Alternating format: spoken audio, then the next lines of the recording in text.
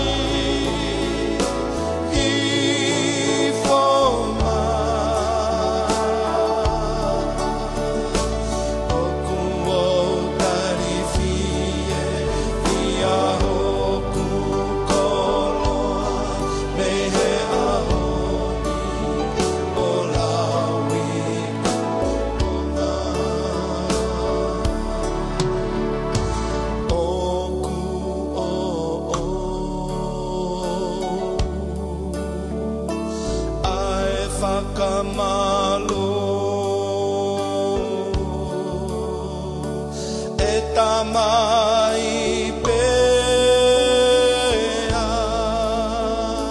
mo e alo ko e kukoloa mahu inga tahape Asisu mo e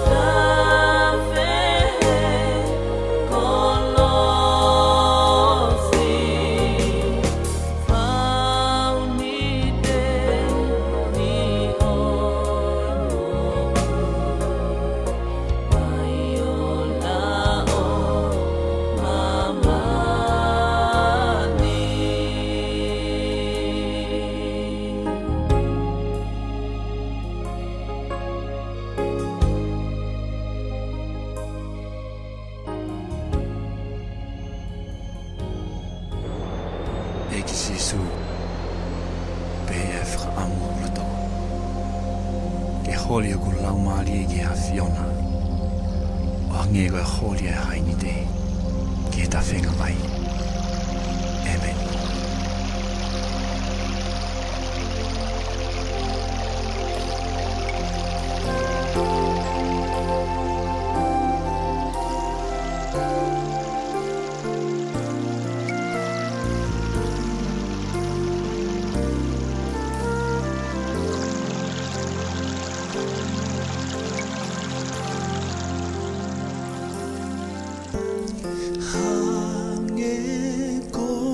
Holy e haini te ki he ta whenga vai pe he pe holy hoku lau mali e ki ako e o tua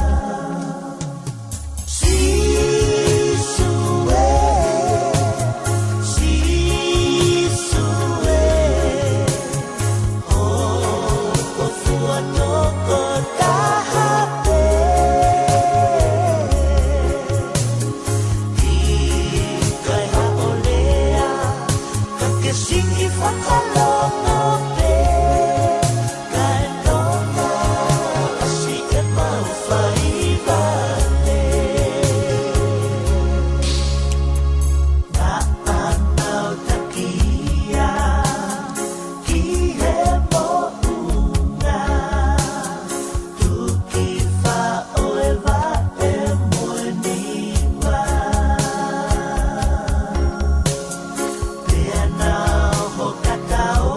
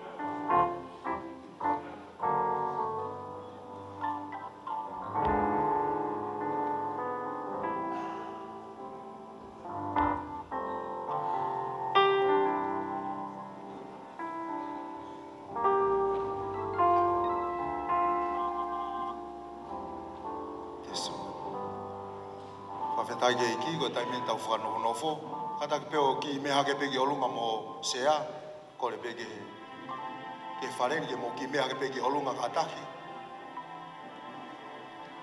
ko le peke mo mea peke o ko le whakatonga atu pe Faka'eiki o ia ko le peke mo ki whamapopo ki mua ko le peke kau whaiwhekau ka take o ki unu atu ki mua ka at whaingofua e maunga awe ke tau tokolahi au pito he pōni e koutu e whaingofua pea ko le whakatonga atu pe ka take mo unu ki mua mo ki unu ake ki mua o ia ko le whakatonga atu pe ka moto ki ngaune ake amui Faka'eiki o ku mama pe whakawhoofa au pito e tau ngāwe. Kore peka o whaiwhekau ke mo mea ko moto ki lalo malo au pito. Ko muini peka ataki ke mo ki ngaunu ake kau asa mo unu mai ke teke e tau ngāwe ki mua. Wholo asimi hene ki whaingata ake whamau popo. Wapau ke tangutu iko ke sio ka sea kui mua i a koe kuawa pa ke ka atake e wehi ko he kau asa. Puana ke loto mamahi. Malo au pito kore peka mo mea i fui lalo.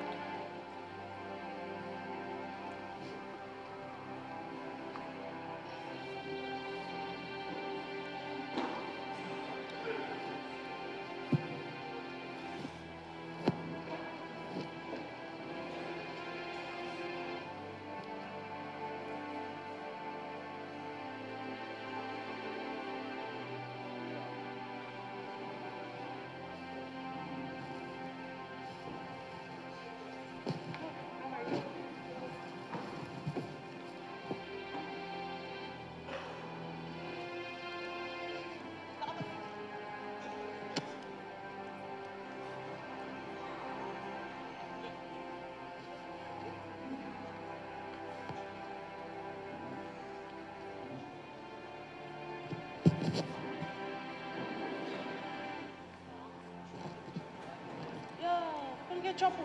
This is already probably going to.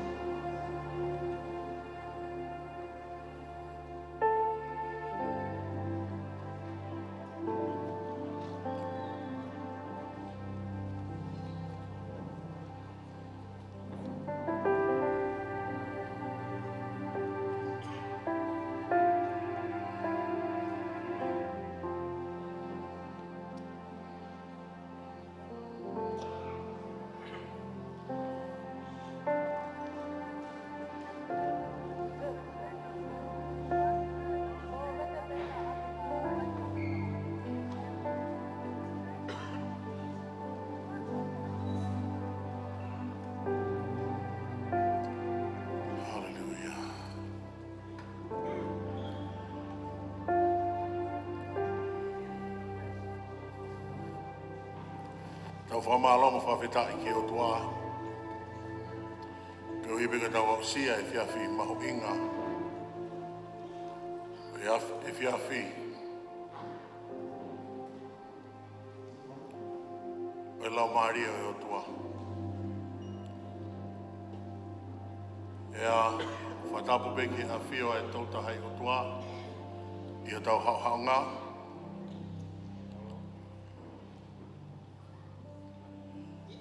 E whoki ku whatapu ki he Palestinian World Tongan. E pehe ki he tokoni. Pehe ki tangata eksekretari. E pehe ki taki o Australia. Unau mea. I he ni he whiawhi.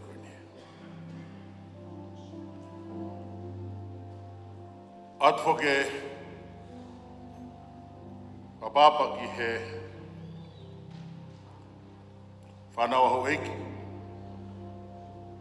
E maha matapure, tau I whanua.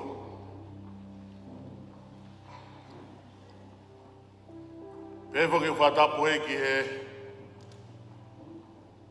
komiti. Taki ka mai komiti.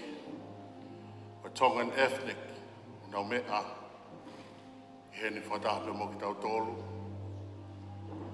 E ke komiti, kau taki o Tongan Assemblies of God in New Zealand. E ke si kau ngā whaiwhikau ko tope, kau ngā mui mui ke eiki. Whangai tamai, whangai whae, au talavou me whine mui, au sia e tau whanau. Tāke tau hapu ki he tau whawhea whakaosi mo e wharekerekere. O whaiwhikau Mele Ilafau Lenati. Ai au iloa ko Mele Sami. E pehe whatapu ma ke he heni ki he whahu. E pehe ki he ulumotua. E gai whuki ngalo. Ai wharekerekere, whaiwhikau Mele Ilafau. O une epa I hono whakalakepa. I sincerely welcome each and every one of you. If you're a non-Tongan speaker, because you have taken the time to be with us this wonderful final night that we spend, that we learn, that we praise, that we worship, that we dance, that we rejoice for the season that God allowed us to be with this dear mother. It is an honor for me, and we humbly acknowledge all the mighty men of God that are in this house right now. My mom has united all of us. For so long, it hasn't happened. But tonight, we're all here as one because she was all to all of us, not only just a mother, but she was our spiritual mother.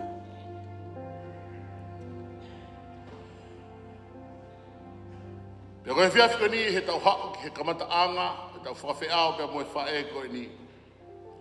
O la vei, o kui ai pea e tala o e tutuoni o e whare koe ni. Pea o kui ai pea e lao whakapure anga. E ka pau gaha mea te ke tokanga ki ai I he whiawhi koe ni. O atu unga I he tau tokolahi, o kou kore atu pea ho mu whakaongongo. Ki he tangata iki whaiwhikau, viriami lawe mai mo I kau asa o nau si fuawhatongia ma ki tau tolu I he whiawhi koe ni. Kai ki whaamu ki te whakaloaloa o tuange, I he tangata iki Palestini, te pehe ki he komiti o World Tongan, te nau whahoko, e tau fofo whailotu i he whiawhi koe ni. Whewhe ke tau whaiha paspasi whalanglangia ke tau eiku o sisu ngalaisi.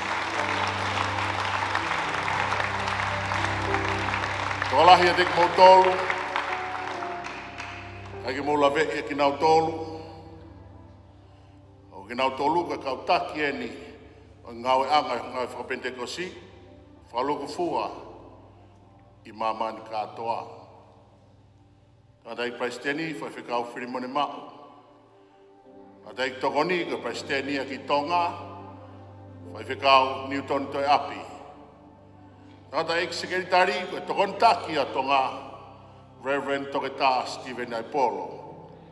Te pehe ki he taki koia o Australia, Reverend Eslome Morisi. O ki nau tolu ia, te nau whahoko, e tau fofo whailotu i he whiawhi koe ni tua whātua.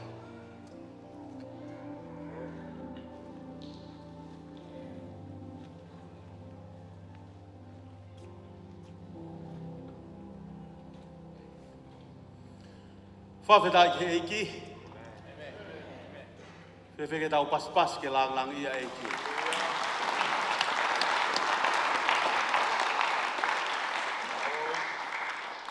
Kore peke tau kuikoi ke tataki tau tolu ke taloni eiki i e lotu. O tua mafi. Ko koia koi kamataanga. Pea ku ikai ai hao ngata anga.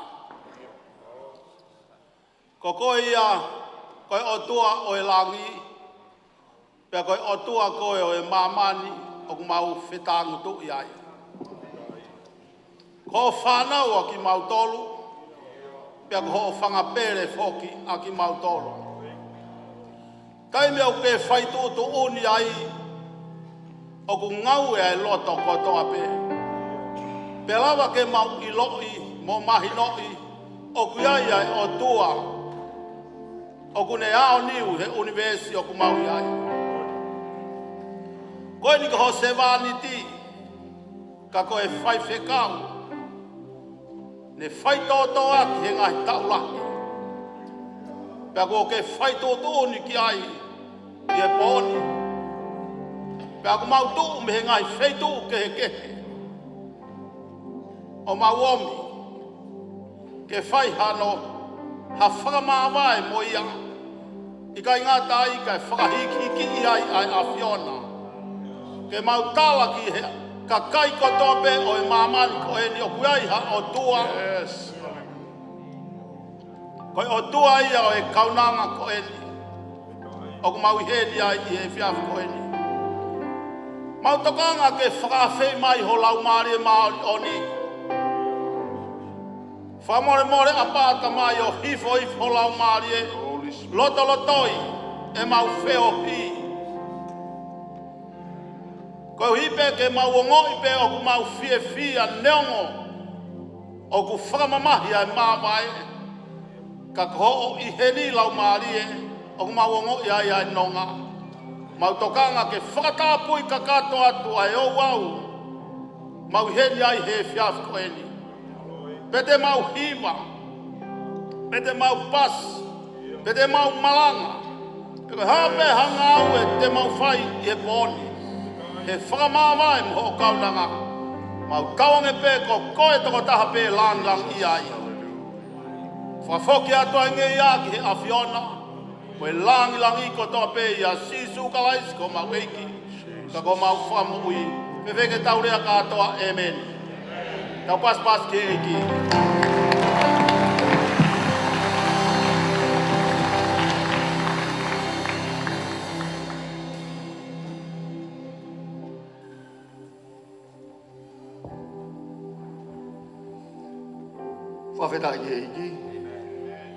Faka'eiki. Fefine koe ni koe fefine nai ofa he worship. Te tau worship he pō koe ni. Yes. Pako kore whamore. Mumbe hake mua ki o runga. Kore ke kau hiwa. Hiwa mai e fu hiwa. Teu. Ke tau worship he o tua he pō koe ni. Hallelujah.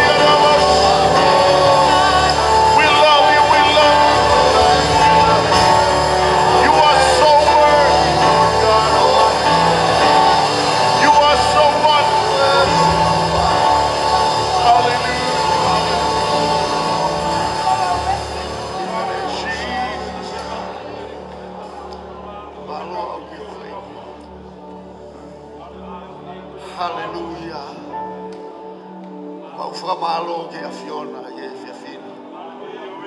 O mau e taimi whakaofa ke mau hu ke a Fiona. O tua koe, o tau ke hu e mea mo ui ko toa peki ai he poni. Koe hu, koe whakamalo, koe whakawhetau. Koe uhi, koe whaitu atu e a Fiona. Mau fia ke whakawhetai e a Fiona. Mau heni koe kakai e poni, ke whahiki i pe koe. Peke langi ia pe a Fiona. I he mea ke whakahoko he aho koe ni. E o tua ke langi ia pe koe. Nā koe kina mai e toenga. E prokalama e Fiafini. E huafa o mahoni oni. Sisu Christ ko alo mau whakamo ui pe koe kakai e o tua ke nau pehe. Amen. Amen. Hallelujah. Hallelujah. Malo au mito o mehe fokilalo.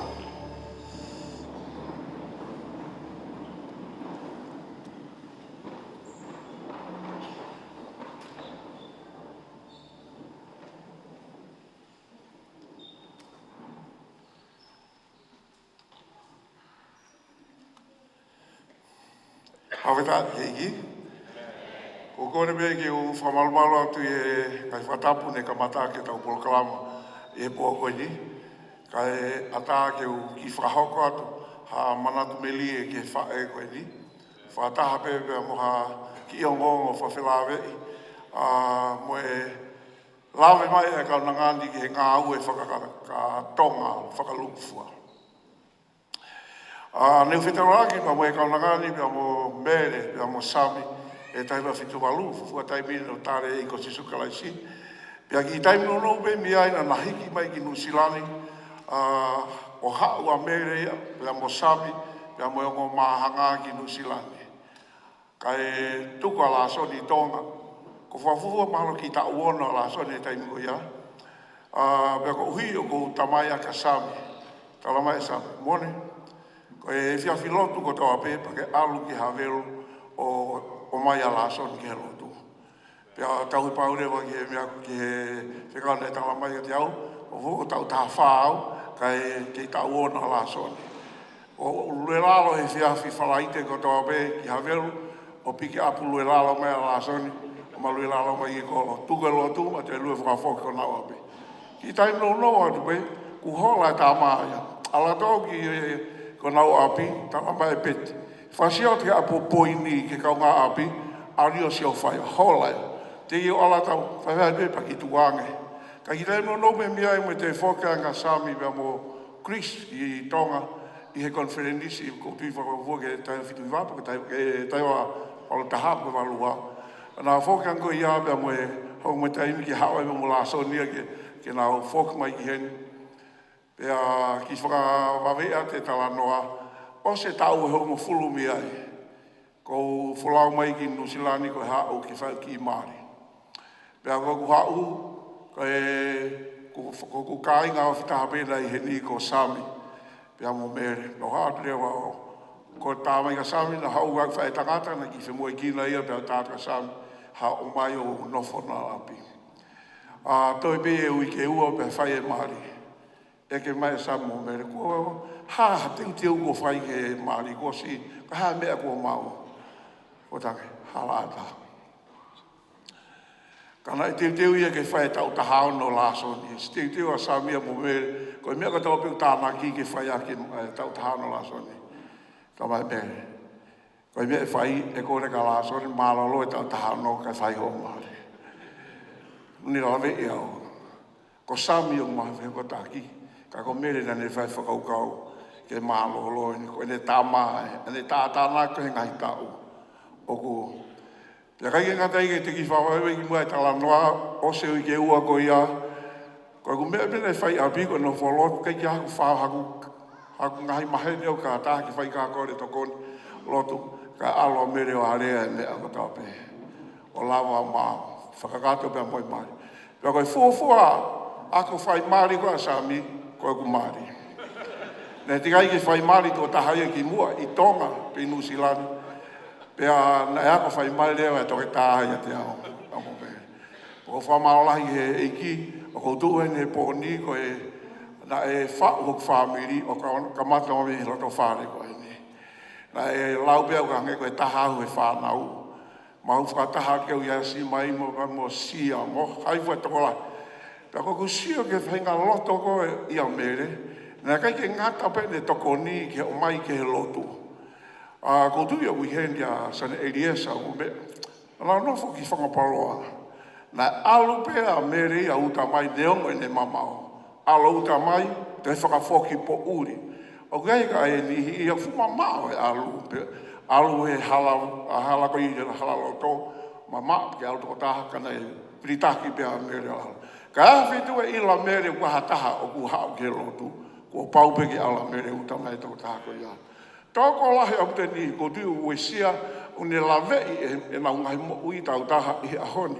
Ko hui koe whiwhine koe ni. Ko mana tui na iki whiwhine ko Luisa. Ai vino kei aloha. Tamai na nau na e o kai ko ha whamiri au mere mo same. Kai ke ngata pe o mai he lotu ala mere o ngau he kalu. Kai kau tongo ue koe tāke whangi seating koe mea o tō. Tuange ngā mere alu ngau ai ke awe kau. Na ke gata he nofo tae ngau i ka rewari he tōtupu e awe. Ko se kei whauta kei whiwhine lako lahi. Ko e ahi koe na e whai he siasi, na e taki mua pia mere. Toki lava mai tangata ko halata nua whauri holo befu beni, whai whi kau whakauri pe, ka ko mere ia koe na awi holo kau talako, pa mo e kau whine mue. Pea ko whamara lahi ke iki ko ha whahinga ka kai loto lahi pe he i ngau ke iki. Ko e pui toa e ku wao ki Hawaii, ko hui ne whalaua same tahi wawalu hi wā ki Hawaii, ko hui ne ki Palparema ne hoko e ngā whakatonga i Hawaii. Pea rotonga koe a tikai ke maa o popo a ngā aue ai, na tauata samkei. Te whokuma sampe na almu mere, tuku re wā mere ia o ne toka ngā e ngā aue i Hawaii, o tuu ia o mai kani ki ahoni. Nā na whoki mai ki heni, pea makatuu ngā i hono whikaua o mi heni, ke o alu koe ki Hawaii, pako ke iai i ahakoni i Hawaii, i he tokoni e whae koni. Ngai hako nā ki kasinga hai, whangi kau mātu a koho mau siasi, ko nau tōre na nau tuu whataha mo mere, ngai ahako ia ki moa. Nai whoki mā mere ki heni, nai toi ala mere ki Australia. Kei ke pehe na teke ke ka mata e ngā ue, kana ata mere ka hono whakamā au pōpo ko ia, o ngā ue i Australia he taingo ia. Pea ko tau whamālahi ke otua, whahinga loto toa, hataha ka neanga liaki mo ui ke eiki, koe kaunangani, koe pioneer he ngā ue whakatonga. Ne ului ke i whinemui a mere i tonga, kau a mere he fufua kau whinemui koe ne alu ke a peko toi tapue. South Pacific ne whakamanatu no ta ono noa i he uike kua osi. Kau ai hingoa e toko taha koe ni he kau whiwhine a whinemui ke a peko toi tapu.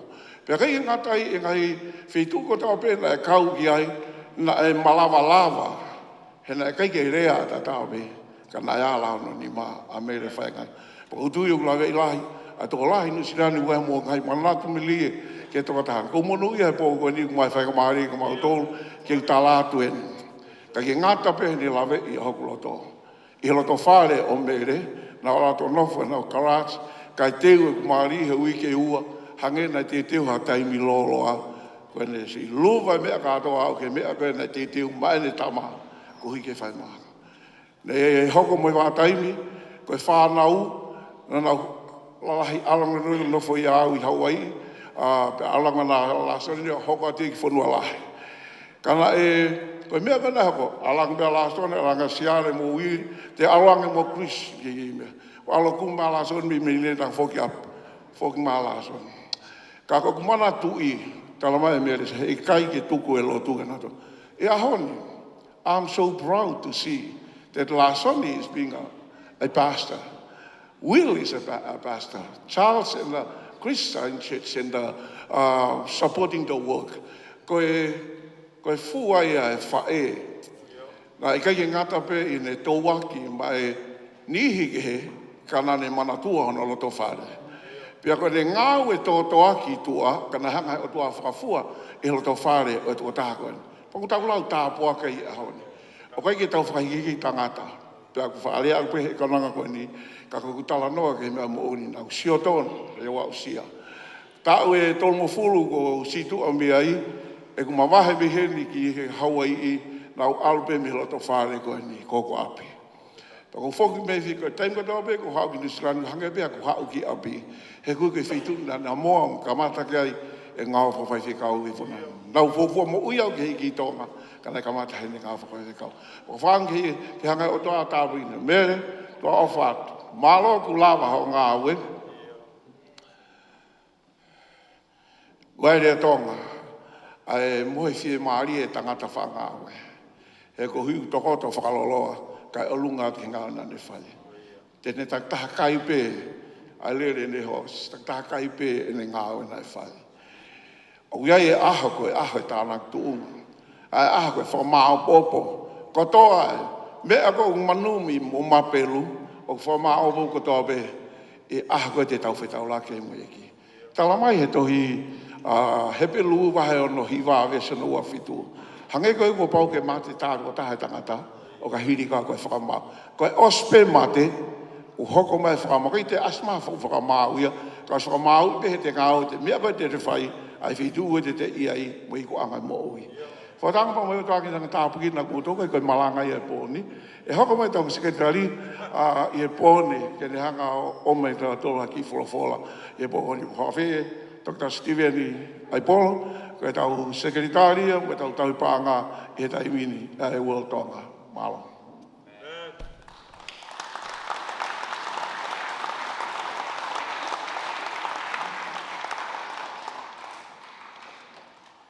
Whawera i geiki. Whatolo watu pea kokore ke u tala mo ka pui, i ngahi whakatapu ka kato po osi hono ka mata aki, a e tau o wau whaka mawae no whakaikeheka pia mo paionia mo i whaefitani. Kai ata mua mo oko i whenga maari koeni. Keu ki i tala no pe mi ai me wholofola e otua. Ke hoko koe rangomaki pia koe tokoni. Ka te tau tolo. Pia keu whamalumalu ato i pe i he kolosi ko ia o tau eko sisu kalaisi. Ka tuanga mo e wholofola ke ne hanga omi e whaito o pia mo i tari ka te tau tolo. Te whai pe ki tala noa keu kamata aki he fia whini. O kia e loea i loa pa me he lolo. Pea koe loea koe ni koe ne rea o ku peheni. O koe kai ke iaha taime e hu halai ai vai mawhana. Ka momoko hu tonu pe ia. Ka toi afu ke hu tonu pe ia. Ai whanau mai. Ke ilo wholofola e otua kai ke iaha taime e hu halai ai. Ka iaha taime tau whia maulai ta hai wholofola e otua ka koe ahoni.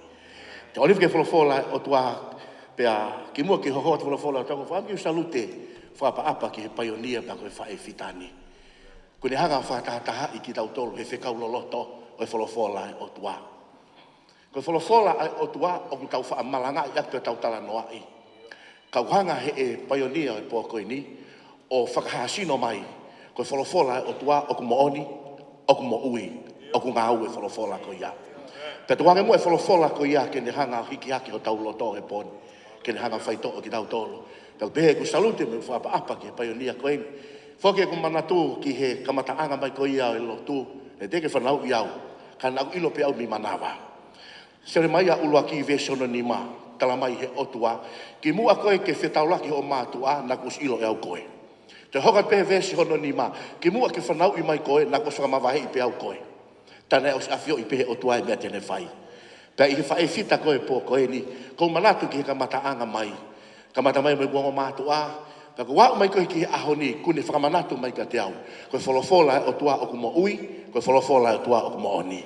Pea ku kei mahalohi e wholofola ko ia. Te ulau no ma tau tolu me wholofola. Ua e pseria paula ki a Timote. Ua e ne tohi. Vahe ko ia hono wha. Ua Timote baka vahe ko ia hono wha. Kamata he vesi ko ia hono ua. Te uhanga whakama opo e mo ui ai paionia mo i whae fita koe ni. O to'o mai ake wholofola. Ke ne hanga o mai e whekau ka te tau tolu. O kei e uhinga tau hei nei he pō koe ni. Vesi ko ia hono ua pe hono whakarea. Ke malanga aki ai wholofola. Whaafai i he whainga maarie, mo i tae ha whainga maarie. Waloki! Koe waloki atu. Pau tau peheni, koe waloki ko ia. Waloki, whatonu tono, eki naki, i he anga whaakātaki kotoa pe, mo ako naki.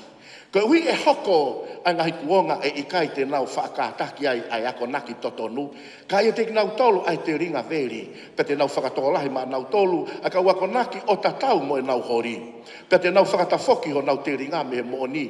Pe turi tau pau ke me aloi. Whatonga e vesono ni ma. Te lawe mea i he pōni. Ka ke reo pe a koe i he mea kotoa pe. Ka taki ai ngahi mamahi. Whai ai ngau e o evangelio. Whai ke ka kato. Ai ui ai o tua ki te koe.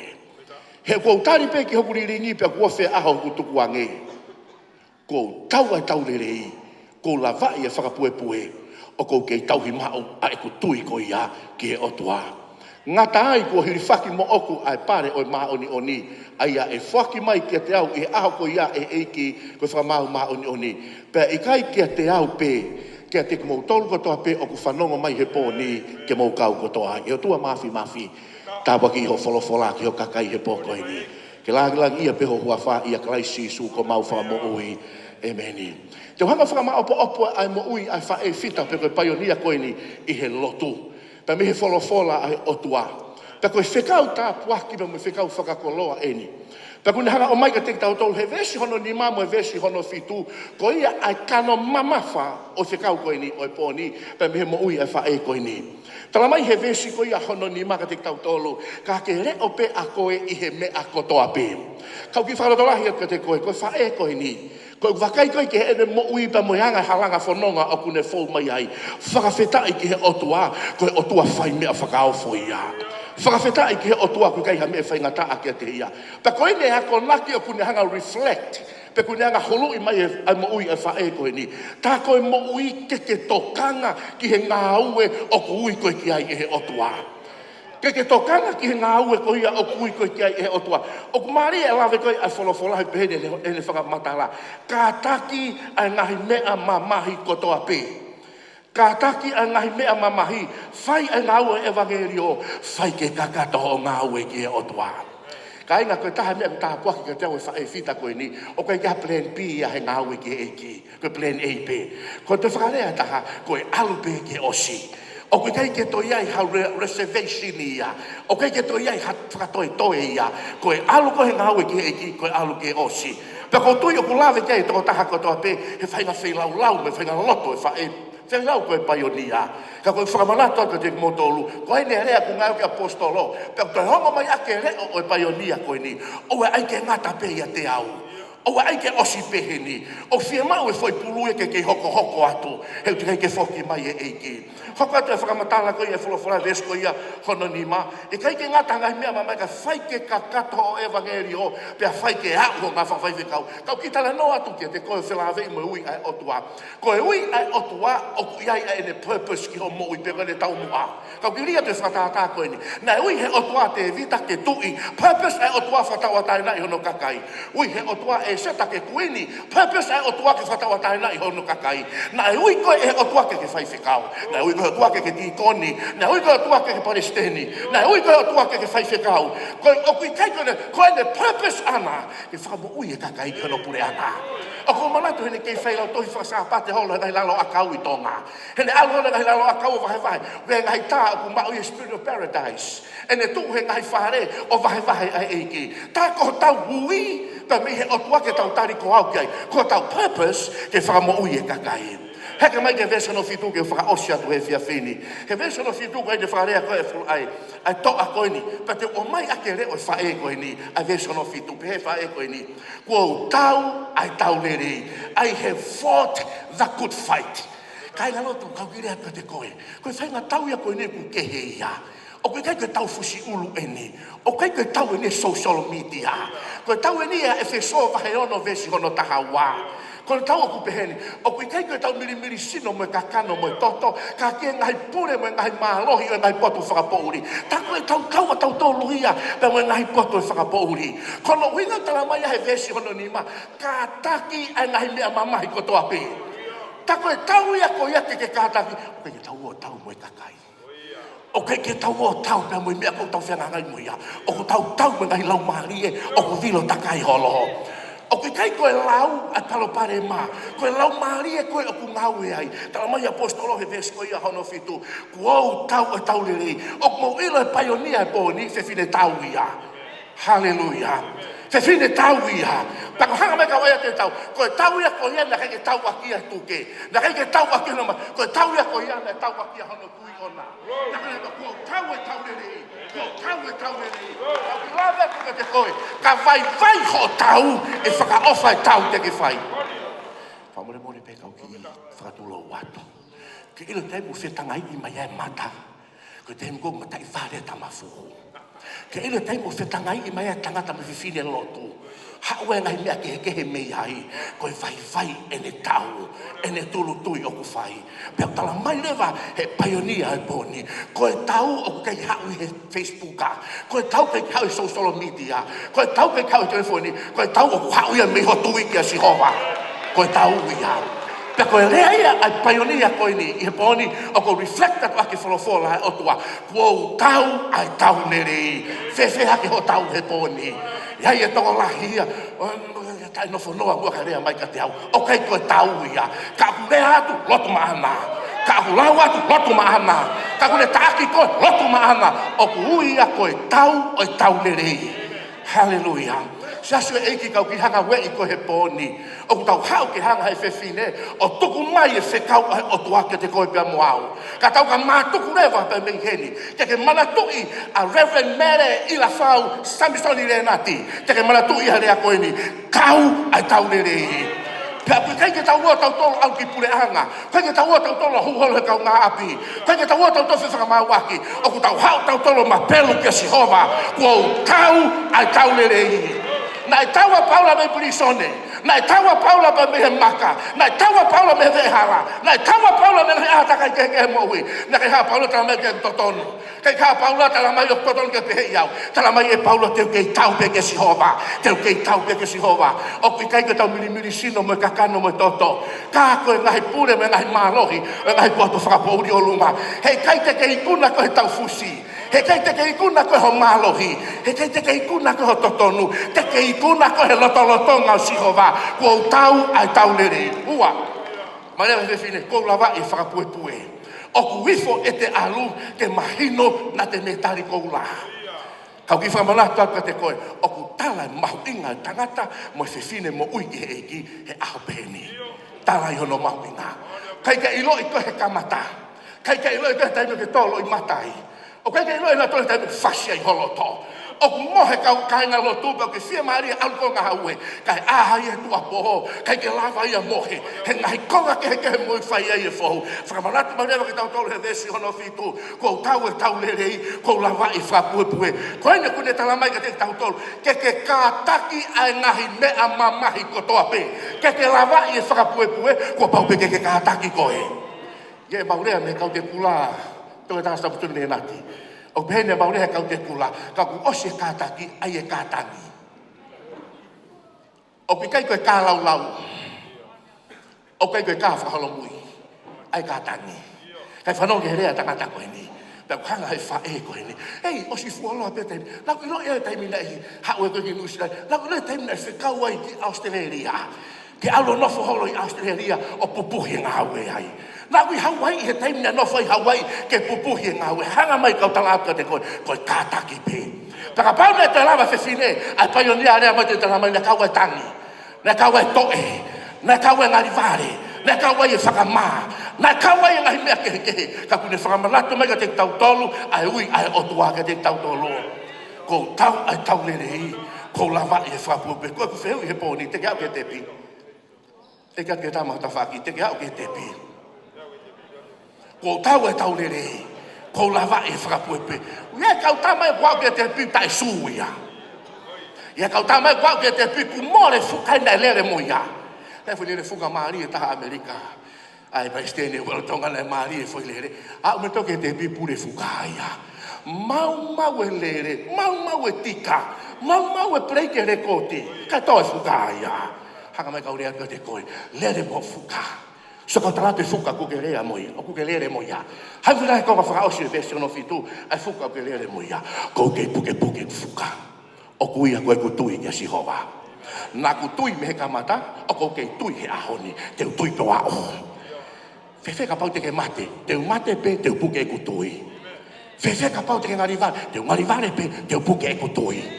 Pe hanga le fe fine ko ni o mai ka te tau tol pe te whaka osi pe me ves ko ia hono walu ngā tai ko hiri whaki mo oko a ka launi ko ia tau ke kai ke tau lere noa pe tau ke kai ke tau whainga noa pe ke lau tau ke whiri tau ataina pe koe whi lau ke hao api your choice whi lau ke iai hao mea moa koloi your choice kau ke ila whi lau ke aho ni ke iai hao api o ke pureanga o tua ke ia ko kalauni o ke pureanga o tua ko mama nunu mo vete eni e osi pe ki me a ko ni ia ka whanonga mai tala mai apostolo o kia e kalauni a ku teu he o tua o kui ko e pare ia au tau whi au i ai o kai lava he ane o kai lava he kai asi he kai popo ia peo tala mai whinu kuou tari pe ki hoku hui ko ia pere pe he mai rewa i kai ke te au pe kaurea te koe kai ke te au pe ka ku ke kau mo ko ki ai o ku ke tari mai mo ko ki ai o ku tari mai to ta ko tala mai rewa he apostolo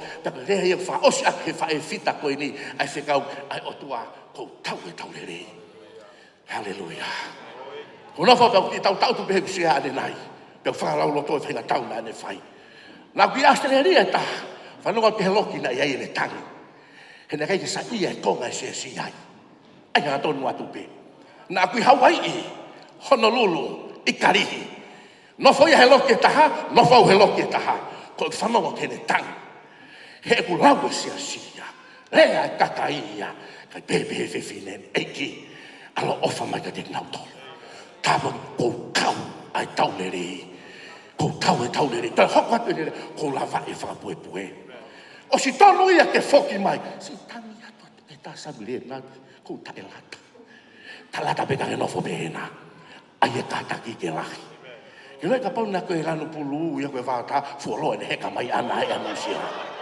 io me amari e pe foi ficar taka asteria ka pau na ko lanu pulu o se heka mai ia pe ke ma ke palestini me tonga o sta e lata ia ka tau whakawhita e ko lea ko ina ko tau e tau le ko lava e whakapue tue nai kai ke holo mui au nai kai ke foki au ia na ke tangi ko na ke whakaofa na e whaingata ia whanau kai ke ina pene whewhe e nau kai kana ko kātaki pe mamai kana ko kātaki pe ka koe ne whakaosi koe ne kolosi ko he te pi he pōni koe ne puke atu e fuka ka koe eke atu he otua pe hae fuka ko ke whetongi kai ko whetongi e tō tāo ko Mele Lenati whetongi atu e fuka lere mo e fuka siko ki reaka te koe o nā tau e fuka ko ia e kona e mo ui ka te koe e tamala e mo ui ka te koe e iai ka kai te nau whihi ai te koe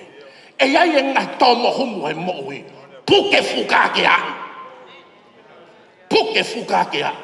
kau ki reaka te komiti he fia fini e iai ngā hime te tau whihanga hanai mo ia o ana hanga he atakai o ana hanga he ngā hime ke sio koe ke kalauni he kai te kai kota latu koe ku milionai ko ku whare funga wakai he kai te kota latu koe tare niti e nā ku whai sase he kai te kai talatu e tari mai o tua ko whefuka ke o whetonge fuka ko ia te ke ire fuka ko ia e pasi he o tua fuka ko ia pe talange Paula Timote na iho kui whewhine na iho whae pe ke te koe fuka ko ia o kui koe fuka e tui whao se ke kita noa koe ni ai ngoe nei malolo takata eki son po mo ai polo ki mo ko he ne malolo ko ala ko ke alu ta ko ke lu ko he fa tolo mitolo moa ure mai eki ka ta foki ka ko ke ne fa loto ka sai pe te lu pe o hi foko ke pa ki te re mai eki foki ki ai ke ne fa ha loto ta foki ki o lunga kakake ko alo to pe no lo mata lo tu no tafaki ma te fai maklotu pe me le vai a kau foha ko ku tohi panke i Nusilani he ange ma te hina ke ko apilisi ko toa e ange ma te hina sai pe ko tau whanga pulu ko toa e ange ma te hina ko ku ki me ale le tolu i tonga e ange mo ia ma te hina pe tu upi pe me le vai a kau fefe haloto ko ta me pe ta ko kore au ka te koe lato mai me tui koe na ke pas me kau I don't care ke koloa Tange fine ki he tawhaki. Pe me kaiteke fie mau hai mena no. Ko kore pau ke pasi mai fuka tui ko ia. Teu mo ui pau he tui ko ia. He kai eke mai o tuako hai ku koloa. Tene eke atu ko fe fuka na ria tu ke o nima. He koe fuka e te ke kolosi aki ke tepi. Hau me whetongi ulu aki ke wheto. Ko au ai tau tangata hono ua me tonga. E Assemblies of God e. Kau whai whikau. Ko koe tau tangata hono ua. Keep the faith. Puke ai tui o pasi ato lere mo ia. Ke malohi e lere ko ia. Lere ke ako. Kolosi e whae o tuu me mua. Pene pē mai. Ha. Lere mai ke ako. E iai kaimi te ke humu koe. O te ke nofo he humu. Whanongo kene. Ha. Tuu pe ko ha. He koa tau whakaosi. Ko tau e tau lere. Ko lawa e whapue pue. Ko ke puke mau e whuka koe la lere mai mo ia. Assemblies of God of New Zealand. Let me talk to your heart. Keep that faith. Tamai e Rev Mele Ilafau Lenati. Kan tau tolu. Keep that faith. O ko puke mau e whuka ko ia. Whoha ko ia o kuko sione puke mo ai polo mo ia. Junior. Ko tama e kau. Dad, fi akapulu au. But hanga mai. Ko ke tohi akapulu ia o lai. O ke tohi akapulu ia koe. But I whanau me koe ke akapulu ko. Dad, please. Please give me alu pe 4 years pe. Ko tala o ke ile fuka koe na e pasi mai kau. Koe fuka e pasi a te koe. Pa te ke lere koe mo e fuka koe ia. O kui koe fuka e tui. Ia tua mafi. O mau salute ki he po koe ni ki he whae fita koe ni. Ko ke rea mai ka te mau tolo. Pa ko whapa apala. Ke kau helo me paionia e lotu. Me kau mete o Waltongan. Ke kau paionia ko toa pe. Te ka tā Samson Lenati. Heke toanga kau paionia e pokoini. Yo tua ko tu tete pe tu te tete o kulo tomu kakano. Ko hui ko whainga lere na nau whai, ko lere na whainga ta. Ko lere o tua na ia ka taki me loi mata. Ko lere na ia hono mai whi lau. Kau kanga whae ko ino pasi mai fuka ki e kau mui aki e poni. Lele i e fuka ki a o. Ta koe mau whaka osi te ia i e poni o tua. Ko e kulotu e ki tau whetuku e manu ia tāpua ke nonga e a whiona. Tu e family. Ai tu whekau aki ko toa pepe ki e whahau. Ta koe mau rea pe ia. Te mau tau e tau le rei. Te mau lava i whapue pue. Te mau kei puke mao ai fuka na mau lere mo ia. Ia sisu kalais ko mau whamo ui. Amen. God bless. Peace.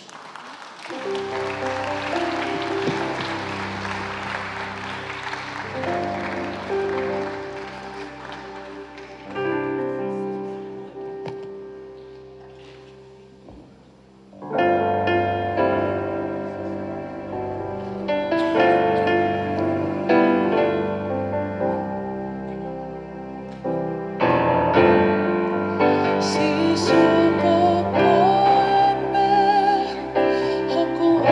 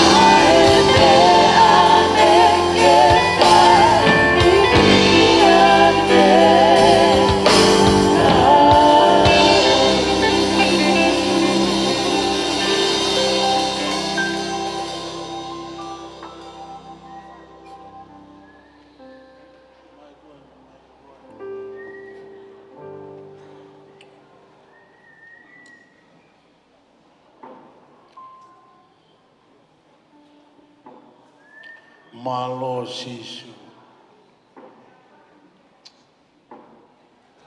O tonga whai e whotutu koe. Kautaki. Ia tola ngā ue.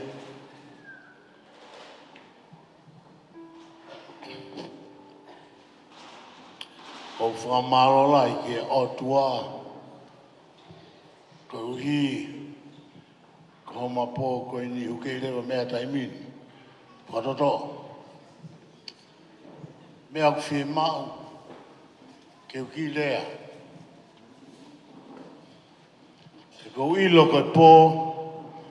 Whao sieni. Kia te au muia. O kikai ko mea whaingofua. O toki au eni ki ai. Tau ene ni mangofuru maua e manofo mari. Hiri pe e hoa pe mahoko atu ki hala o au ki ahon. Kainga.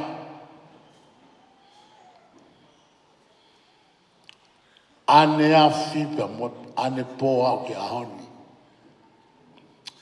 Kau tā tāno pe aga maa. I know she's not here. She's up there. But the house that she live on is together with me. Kore be whawhika o hoi ngā katak makeni. O mai ataha hoi e te mine. Koe tangata ni nā mau tō whata mo mere. He ka mataanga o ngau e whalau maari I whanua wani. Whamalola hi ke otua, nei au tokoua. Nā nisi hao tokoni ke ka mata atueni. Pe au whoki mai, mo ahoia ki kare ware, I waru ni maa. O ka mata e pentekosi o au ke hana.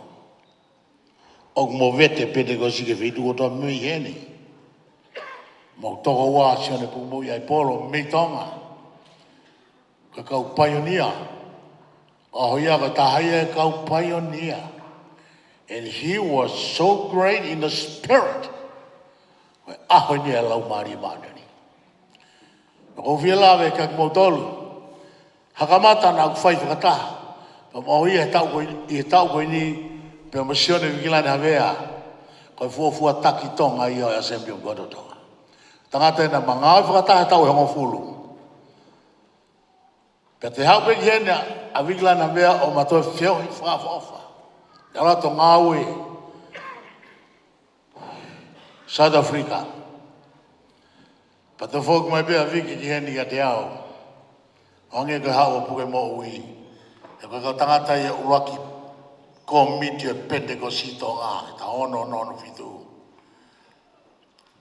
O tau whawheta I koe o tua, mōni lau e tangata. Kau kena ia no kau tangata. Amen. Stephen Molason, na mōmui mui mai. Kia te au mo puke mo ui. Koe koloa lahi mea koe whai lea kia Stephen. Kau na ngāle di modoro. Ai mea koe nuk maui. Fia a koe ni me po koe ni. Ka tangata na matu whatana na ha. E nak wha oea uia e mau komiti koe koe siasia. Sonu I ngana mea. Aho ia. Moau. Ka nau taanga pe ka ting na ua. Oia. Wiki. Tau whai hanga aue. Ka kukai ko hinga ko te aha tau siasi. Praise the Lord. Ka mai heni mo toko wā. Man. Nai taim ne puke wahi au pito ma me mate. Ka te saia ke te aru whare mahaki. Ko hoia mo kau tikoni a koena ne tako na lot Turi Drusis Road. And she raised up to Agolunga. Na mau ki si pe ki sias pe mai ua pe tolu pe te kosi ako ia. Thank God, the move of God is here. Not only New Zealand, but Australia, America, I really appreciate these pastors. Praise God. Ka wel tonga ni ko fu mo ya pita ko fa ting modol. Ka wel tonga ni na kai ya filia committee. Filipe e mo mo e ma committee maua. Ka mo vete ko wel tonga hoko mai ka tata fa kai. Flimone sionolo hea. Ka ku ata fa malo ka ting modol. Ko anga pe ko pe e ki time ko nu fa na foto tu ke tau leak. Mai no ting tau dolu. Ko fukai ni lava ko tuia. Amen, Steven. Sontongia, fekoi. O mai o tō whata. Ngā ue e pure anga o tua. Mōni pēu lawa kia Filimone, whawhetai, Palestini. Pata world tonga. O roto pēu ke ome, mā koini e teik tau tolu. O kui kai koe tau langa world tonga. O kai koe tau langa sias. Tau langa pureanga. Amen. Whewhunga waka ku ke iai piki ke maoni pe ai ke maoni alotu. Langi i ai otua. Ai pia koa ki lea. Tokoua. Okay? Don't worry.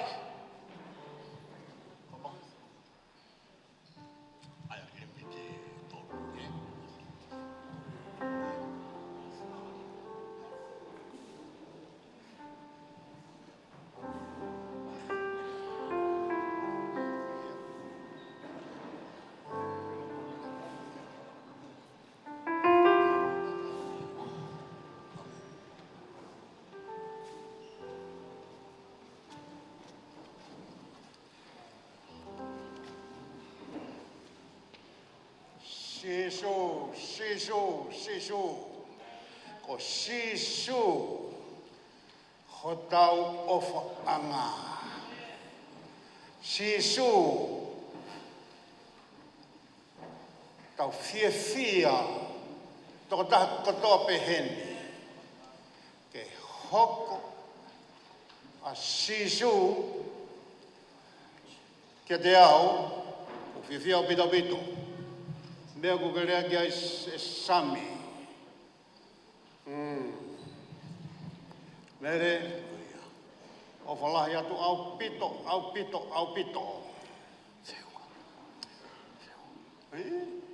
Steu hiwa?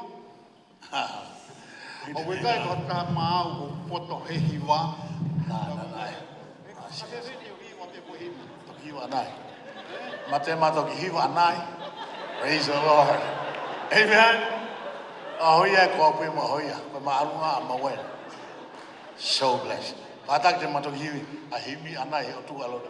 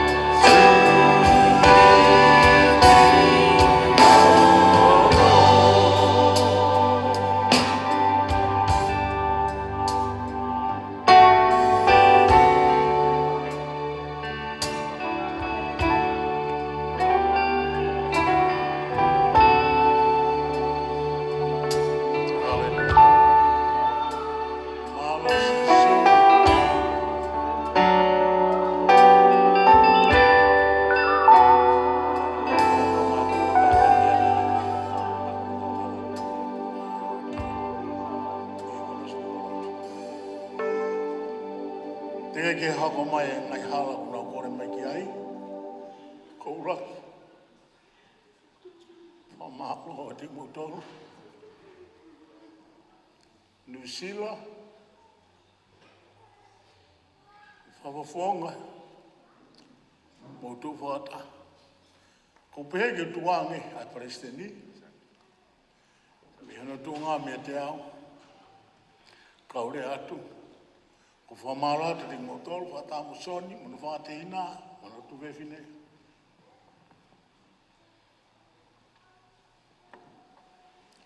Kai ngā tonga koto hape. Komiti, mo ngai hoa, e whakakoroa o whai e pō.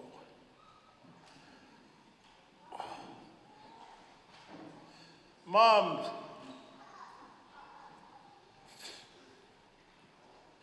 daki kai ngai ni Nusila, whawhetai, whao pia soni o whātu e tanga aue.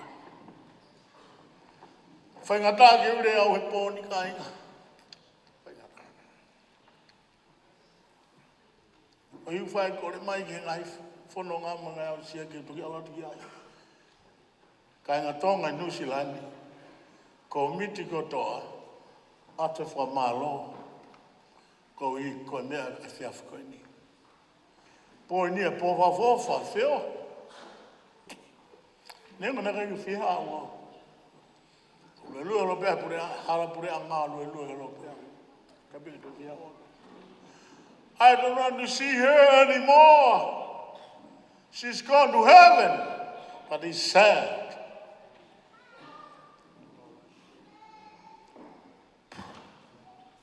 Talo ku ministry, ku ngau ke o tuai mamani, te ku fua e o kolos whainga tāpe. Taim na toko toko toa man, nursing home, tau e tolu koe ni e langa mo whainga tā kua peo ilo i mo hona mahoma ofewhine. Si maua bita soni e he ngā ue. Awe whanau ia koa nau whai ngā ue. Whenga e ke whio me mo soni all the time. But I always say, Mom, it's enough. Leave Sonny alone.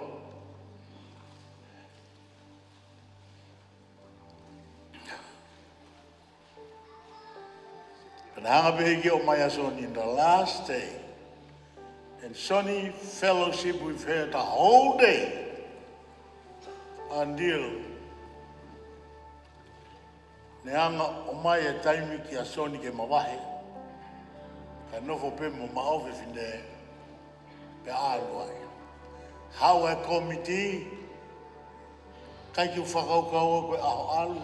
E wha committee e ba si o mai pia ke kau committee pa ne ilo kotoa nau tolu. Mo nau ngahi mari. Hange ko whiawhiasi hao e committee. I lele atu ke whetongi pe au tātu ka soni. Hao ke o mai e ki e whare ki o uatu ki whare. Te iai au masonia. Ko whakoko mai ko hiki ia. Ate ku whamore mole ka inga Nusila ka kia ia tono no e tauhi. O ko tu whakataha mo tolu e pōpoi hokwha. I believe it's a call of God. Hange ko malanga na whai Steve D. Koi fui fukai ke pas. Awe pe langi langi e otua. He mea ko tau fu o te a. I hene motomi Amerika, hango saia, nau tolu Australia, sika tangata koe ni, motonga, i toni naki haupe mo kālo, o lotu ai. Mo tāko toa pē, ko tuine mo tuku whalau mai. Nei hawa supi e tau ko sia pepe, ko kamatanga tauni na rā mai, nei taki mai pē a supi.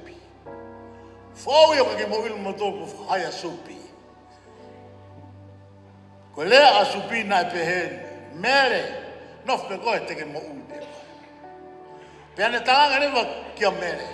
Mele, manatu ke tau kei i tonga, e ta kei fine mui, mo ngau nata mai. What a message, and what a blessing. Mamaro sa yo ki heni. Pe ulawa mai ho fae pe kai don't worry. Sitan, and no for your tongue be a man. Pe a lot to be a man os.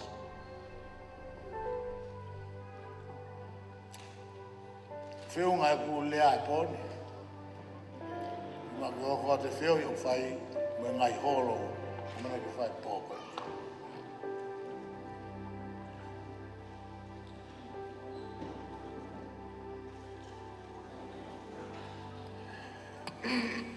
Hallelujah. Praise the Lord. Praise the Lord. Ai ke ngari ko puto e Pentecost. Praise the Lord. Vedo fa pas falange ko tawe ko Jesus Christ. Hallelujah. Veloi mata to, veloi mata fifia. Deo wongo ko babai, but she has graduated from this life unto the life that we're looking forward to. Hallelujah.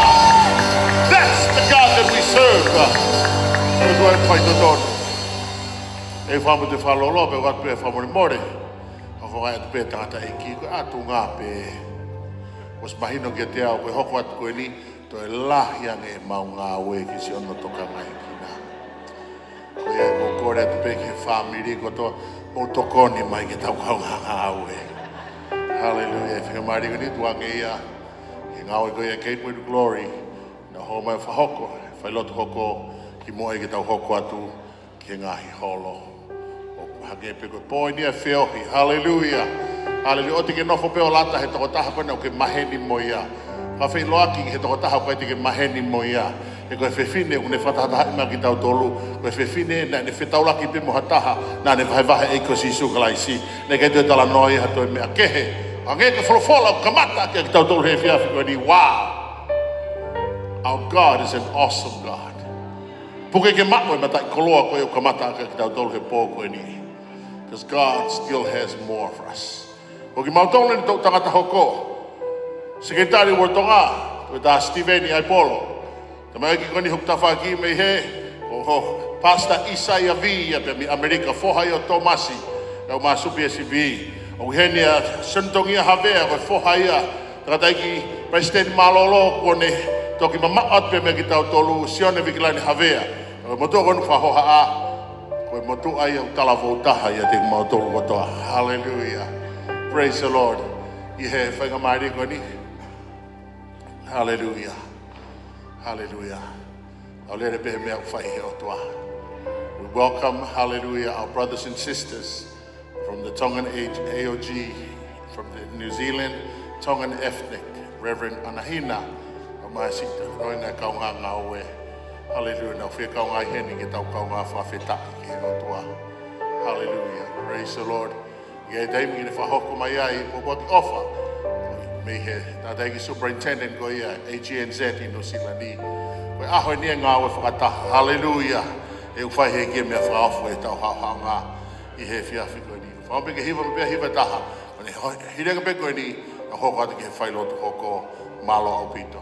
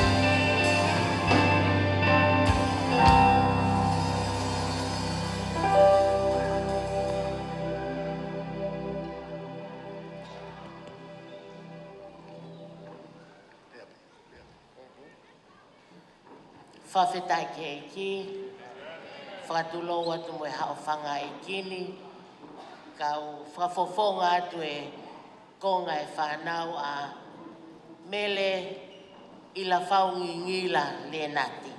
Koe konga e hingoa o Mele o kou whatongai Mele ku ngalo ia e he whanau ho whanau koe ni a hingoa na ke laukau aki i he ane a whi koe Mele Ilafau Lenati. Pea koe pōni ngingila mea kotoa, pea koe ngingila moa ko tua tui muani, ko hinga koe whanau tama a Mele. Amen. Pea na o kore ange pē ki he whanau a Soni, ke oa te nau fuloloa he kau vai, o whiema o ke maumita no. Malo o pito kai ke anga whainga marie mo pela, he kou hinga he nane mei kai e ia taimi. Pea kou whakawheta ilahi malo o pito Palestini, a ho o lewa i mai, ai whahinga o pela mo kalasi ko ia, he nana wako kuki pena tolu ia Mele. Ko au pena wako ki loto whare lotu. Pa kou whakawheta e kina kutu pe o whakahino ki he tangata e ki toke tā au kau whanonga. Kana e whakaosi aki e sisi, ko talange ko sisi e na ke whai ene mari. Hena e ako mari, ako whai mari i he Palestini ai Weltonga, kana e poto he whakahoko mari, he family o sisi, si Samsoni, whawhitai ke eiki. Ko he kai ke mau whai lotu, ko lele mai ai whanau, pea ko lava e whai lotu e whai he komiti ai Weltongan.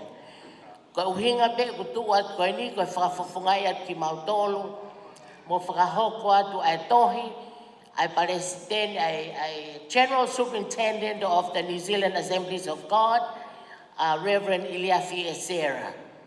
He sent me a letter and asked me to ask Lasoni to give me a chance to read to you his letter to his dear friend, Samsoni Lenati, Togeta Samson Lenati. So I'll read the letter, and then that will be our message for tonight. Dear Pastor Sami and family, I want to extend my sincere condolences and heartfelt sympathies to you, Reverend Samson Lenati, and your dear family at the passing of your beloved Mele. You have lost a loved and devoted wife, a lifelong companion, and a fellow soldier in the light of faith, in the fight of faith, and the spreading of the good news of the gospel.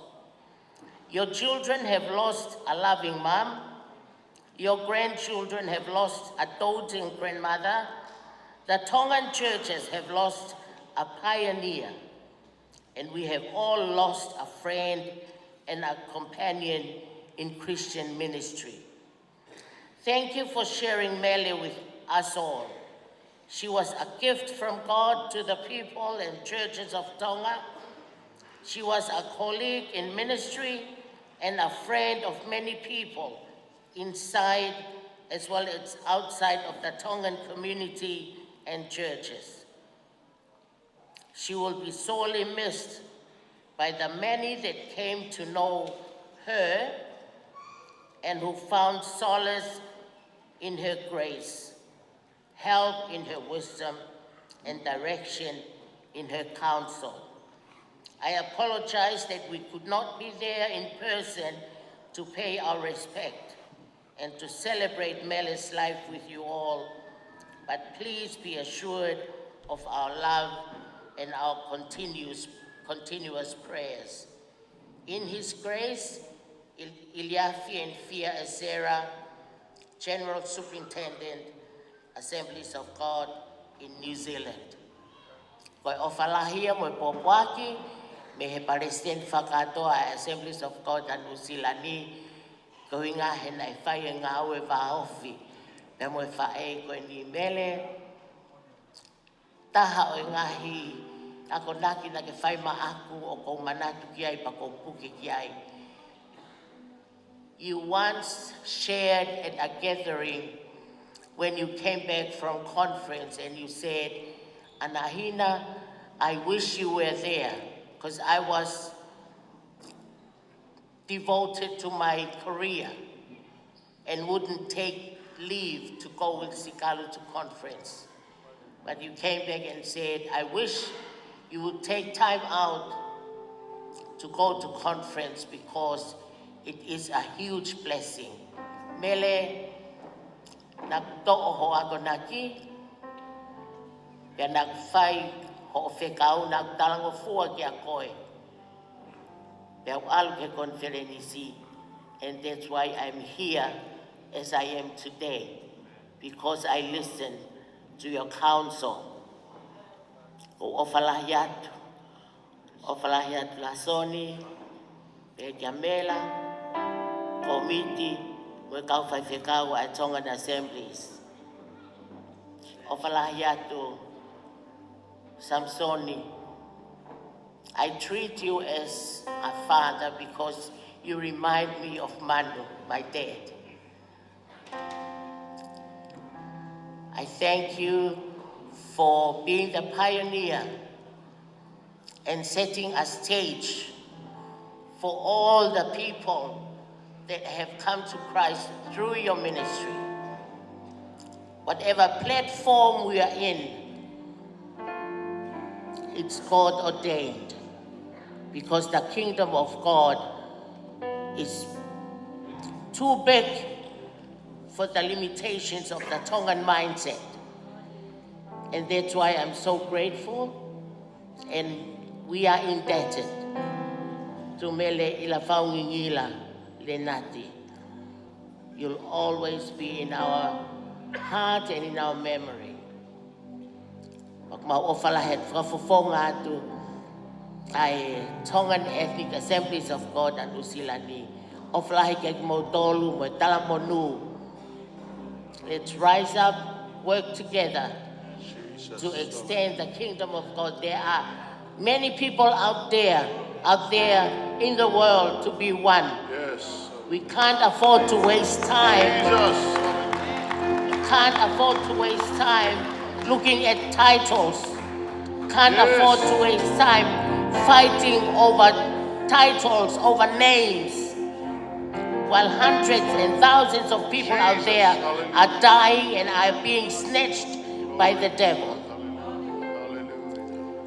Ko taim ke tau hui kotoa, e tau ngahi Tongan mindset, carnal mindset. Can't sit at the throne of Christ. Lift him up. He's the only one worthy to be lifted up, magnified, and exalted. He is the one to focus on. And he is our purpose. That's why God has called Mele to bring us back tonight, so that we can listen to each other. And when we meet outside, don't turn from me, smile at me. Because nailalanga kita utolo e fatu beta. Ko ngawe alau mari ma onioni. O te tau fu e ngawe alau mari ma onioni. Let's stir up the fire of the Holy Spirit and run with it. Run with the reality of the fire of the Holy Spirit. That's what New Zealand needs today. And we are not called to be limited to New Zealand. We are called to break out to the world. That's why you are called World Tongan. Not just for New Zealand, not just for Tonga and Hawaii, for the world. There's a mission out there to be one for Christ. And we need to rise up and forget our differences. Forget whatever the devil is trying to blind us to. Break through in the name of Christ. I think God is raising me up to be the voice that Mele used to have. So you listen, okay? I'm a mama to the ethnic, and I can be a mama to you. Okay. Kung ofalahe ang taubito kay Kimotolo, fanongo ke lau Mario Eiki, dia talang ofua, tukwe faikeke. Let's all rise up together, run with it before our time is up. Amen. Hallelujah. We love you. God loves you. Let the Holy Spirit use us for his glory alone. Amen.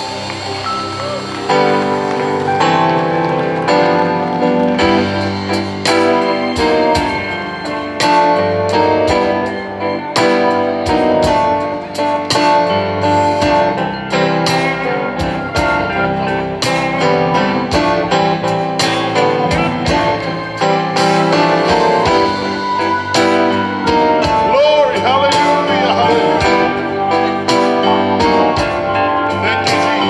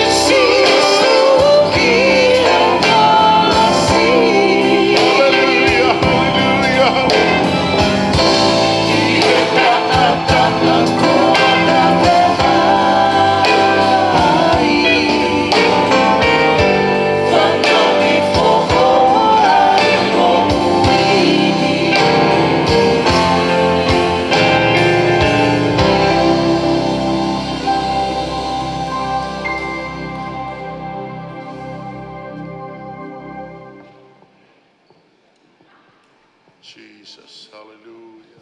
Kita lotu. Lau Maria mau ni oni. Heal, hallelujah. Jesus. Hoko mai ho pure fai ho fina ngalo. Yo mau ngai lo to ko toa he poko ini. Bless you. Come and have your way. Come and take your place. Yes. Speak God. Jesus. Folofola mai ko Jehova. Mau tukteringa ko dobe ke fiona wafa o sisu klaisi. Amen. Kore ke ufanga nga whakatap ko dobe. Ai kamata aki ai whihuianga e whiaf koeni. Kai atapia mo oko ai whainga maari e koeni ke u kau whakatahai e salute. Pea mo e whakamooni. Pea mo e lotu.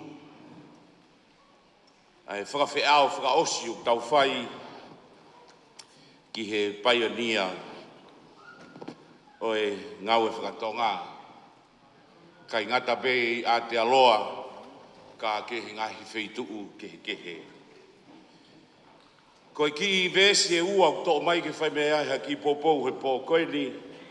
Ko speri na whai e sione hong fulma taha o e wahe vesi uraki pa mo e vesi ono ua ai au pehe no whakarea. Ko speri e sione hong fulma taha vesi uraki mo e vesi ono ua. Pea nai mahaki a la salosi koe tangata e toko taha I benani. Koe kolo a mere mohono toko ua ko maata. Ko mere ko ia. Nane tākai ai eiki aki a lolo o ne holo holo hono wa e aki hono lou ulu. Na e mahaki hono tuonga ane ko la salosi. Our text for tonight is taken from the Gospel of John 11, verse 1 and verse 2. John 11, verse 1 and verse 2. Now a certain man was sick, Lazarus of Bethany, the town of Mary and her sister Martha. It was that Mary who anointed the Lord with fragrant oil, wiped his feet with her hair, whose brother Lazarus was sick. Koe whikawia pe mo wholofola tuku he eiki. I hoku lo toke whai pe mea I haki poupou. Ato e whakapapa e toke tā. Samson Leonati. Pehe ki he presidenti o e whianga o e kakaitonga. I whaitula a koe ni. Malo he whainga maarie o mai ke kauai I he wahe whakaosi o e mo ui ai pioneer tuunga e tau heni he whiaf koeni. A te ofalahi ke kautaula I ki. A te ofalahi ke whamiri ki siasi mo e kau ngā mea kotope. Ko rau koe tāpua ke whainga maarie ko mau he whiaf koeni. He ko uhi ko manatu 31 years ago, I was assigned with Mele to reach out to Hamilton. Ai ngawe ko Hamilton ni. Pea ko mere na taki, I he kulupu koe na mau alwai ke fotu e sias Hamilton ni. Pea ko kulupu koe aku na iai whai whekau wha uri pasi koe, na lauki ai vahe koe ane nai. Halatani. Maorate no tukutuki he ki api. Whakaatama he tau mea ke mauhuange o vahe whai maulotu. Paka taimi koe na o atua I koe hawhainga maharike nau tāria sisu, mau ki longo foki. Kau tau te whakauri pasi ia he whai ela koe o loto whare o e api. Aina li aki lotu pehe to whakoia.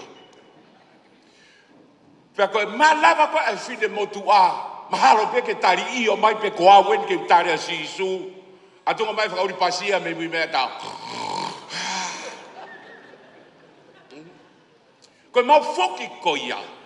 Kai ke toi ha taha he mau kulupu e whakahoko ki a whai whakau mere ai mohe pe a moe tangulu ai whakauri pasia kare ware.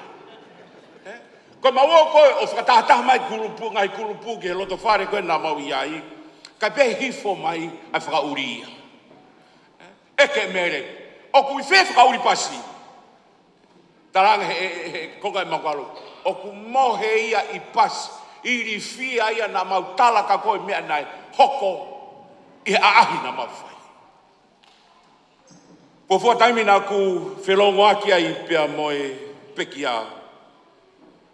Koe tahiwa walu. Koe taimi nā ku kaumai ai ki he Assembly of God. Koe ngau e whakatonga koe ia i Okalani. Aia koe couple of years pe ia, pia me he kamata koe ia, ai Pentekosiheni.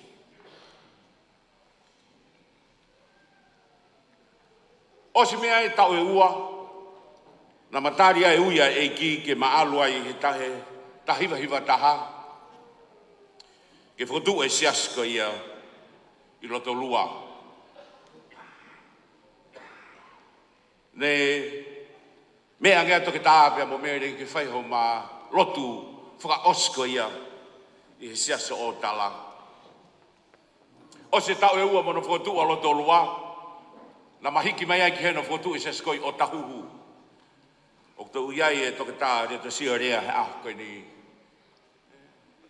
Toi lava ange pe, whaiwhikau samu, whaiwhikau mere, o whaihono lotu i, ki maua i he ngāwe koe ni, osi e tau e ua pia mi ai, na te whai ai e whakatata whakaosi he whare koe ni, hono seni ki maua, ki Meripuane, Australia.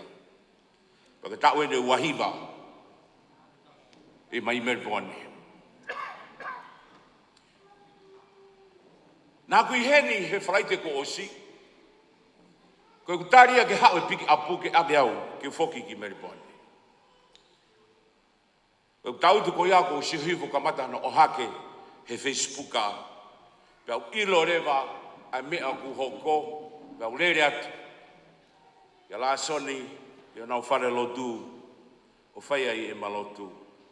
Pia talange, te walu, e ko whaamu ke utoi whoki mai ke ukau, i whakamāwai whakaosi, pia moe paionia koe. Koe ki ka veinga kou tō mai he pō koe ni ke whai pia mea i haki pōpou. Mo whakaloto lahi, pia mea ki kupui whorofora pe koe nāku lau.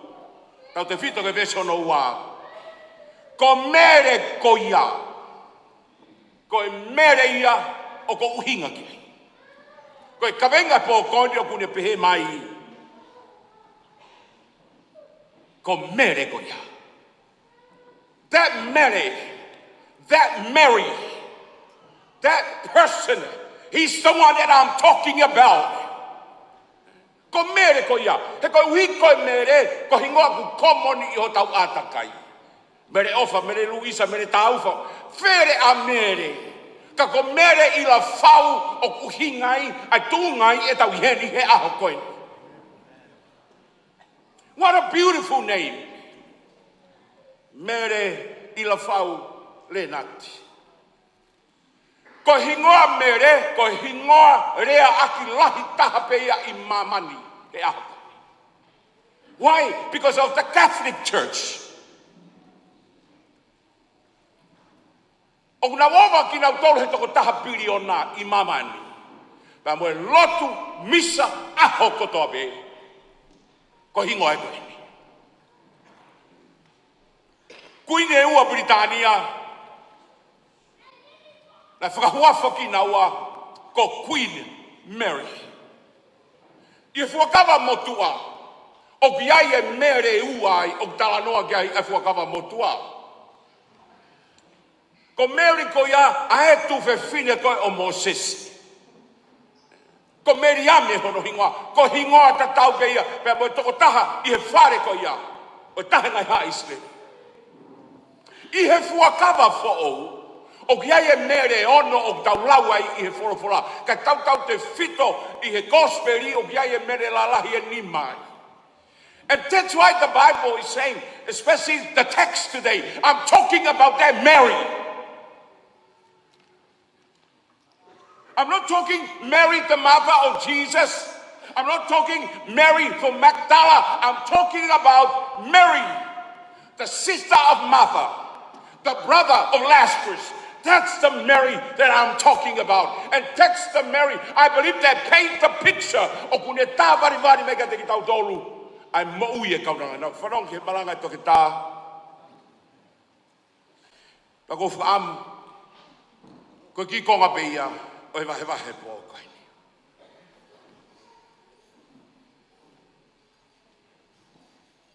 Talamai he whorofola. That Mary,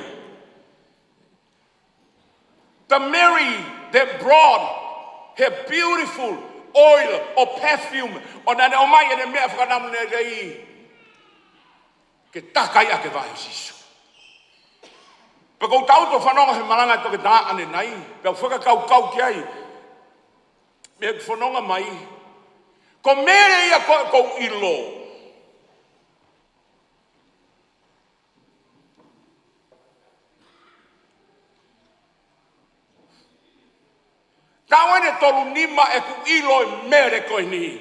And when I read the word of God, I said, that's exactly the same Mary called Mere Tataupi.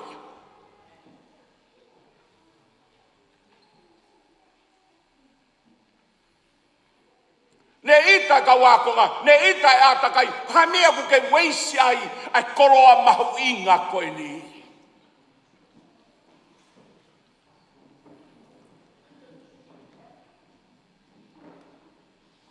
But why Mary brought her most precious asset?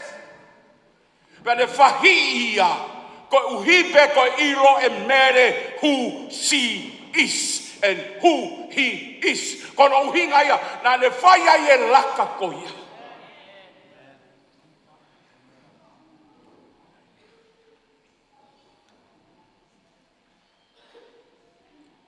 Nei kai loto ta tau pia mo ka kai, nei kai fie ka wa konga ka wa ka uhinga pe ko ilo e mere ko uhinga e de hiene akoni because of the grace of God, the mercy of God, the goodness of God, the love of God, forgiveness, acceptance of God. That's why he was so happy, he was so willing, he was so generous. He kono uhinga pe ko ne offer mo ne honga ia. I he mo'ui kua whaki e sisu kalaisi kia dea. There is no better place than the foot i he ve'e kolosi o sisu kalaisi. Peka uhinga ia e tau whakataha mai he pōko ini. Koe tau manat me rie ki he mere koe ni. Nane whaki hono kotoa. It's funny because if you check out the word Mary, it's not a good word at all in the Bible. Mea Meriame he fuakawa motua. Kia Maria he fuakawa fo'o. Kia mere kia te tautolu kainga. O ki kai ko halea re lei ai mere he ongo fuakawa whakatoloa.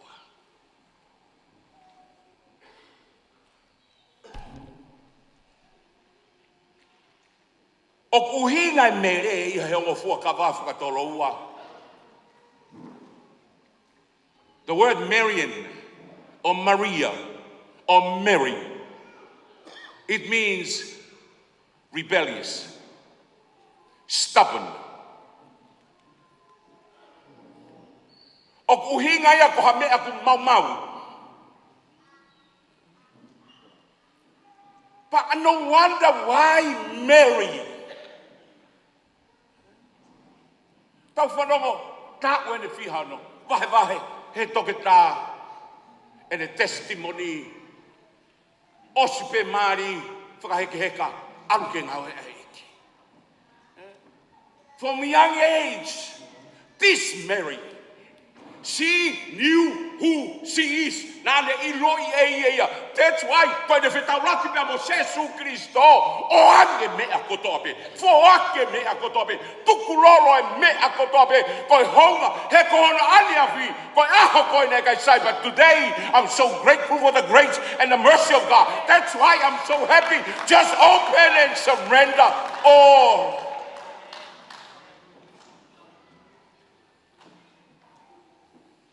What a place to be. Ka koe vae Faka'eiki.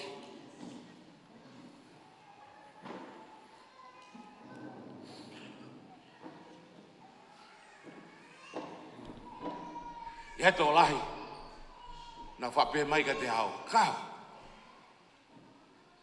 Ko taima peo ke malanga ai. Ke tuhi fo mau pe mea kau Pentekosi. O ku ke pehe ko ke tau tolu taha.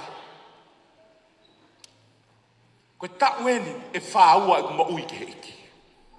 Mo e ku siofi e kau Pentekosi. Mo e ku whakatokangai e kau Pentekosi. Mo e ku iloi e kakai Pentekosi. Peko no hui ngai a ko mawhana mau pe au he malanga ke kakai Pentekosi. I'm talking about this Mary. How she surrendered her all. How she gave her all. Ringi ko toke ngā eki. O ange mea ko toke ngā. Arake whanau koe mea tatau. Si mo ia kau whaiwhikau. Si mo ia kau taki. E to'o e mere. E ki lolo maho i ngā. E ne koloa lahi. Lau koe rea whakapalangi uni pe mai. She gave all her substance. It means her possessions, her assets. Me akotoa pena I loto. E ke ma'au e ku me akotoa pe. Tare ni ku wharewa. Ai ku me akotoa pe se su. O ko ringi kotoa ki a te ko. And that's the kind of Mary that I'm talking. Ko mereia o ko tala no ki ai. Yeah.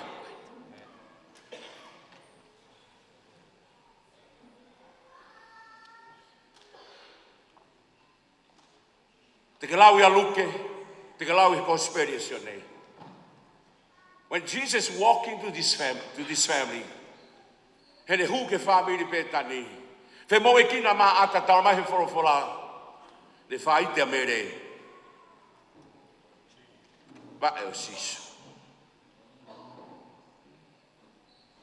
E na woto mamai tanga sisu tuku ne talo e hu mai ki he. Ko fefine ni talmai o kune hanga o takai aki hoku wa e. Hono loi mata pia horo aki hono ulu. E kai tuku. E ne umaki hoku wa e. Pia ne pani ake ia e ne koloa mahu inga taha. Kai ngā. Koe koloa ia u tuku mai e Mele Ilafau. Ke toko taha lo tuku topi.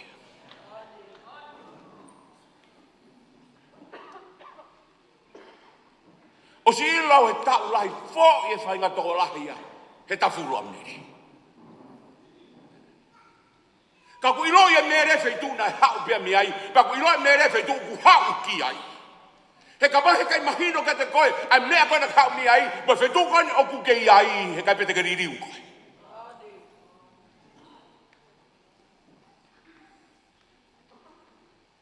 He kai pete ka tawhoki koe. Iloi e mere. Ko sisu koe lami ai otua. Ko sisu koe alo o otua. Na wofo o whehui o kaunoa tarange sisu. Tuku he ku iloi pe whewhine ia a ene mea o ku whai. Si kainga he eiki.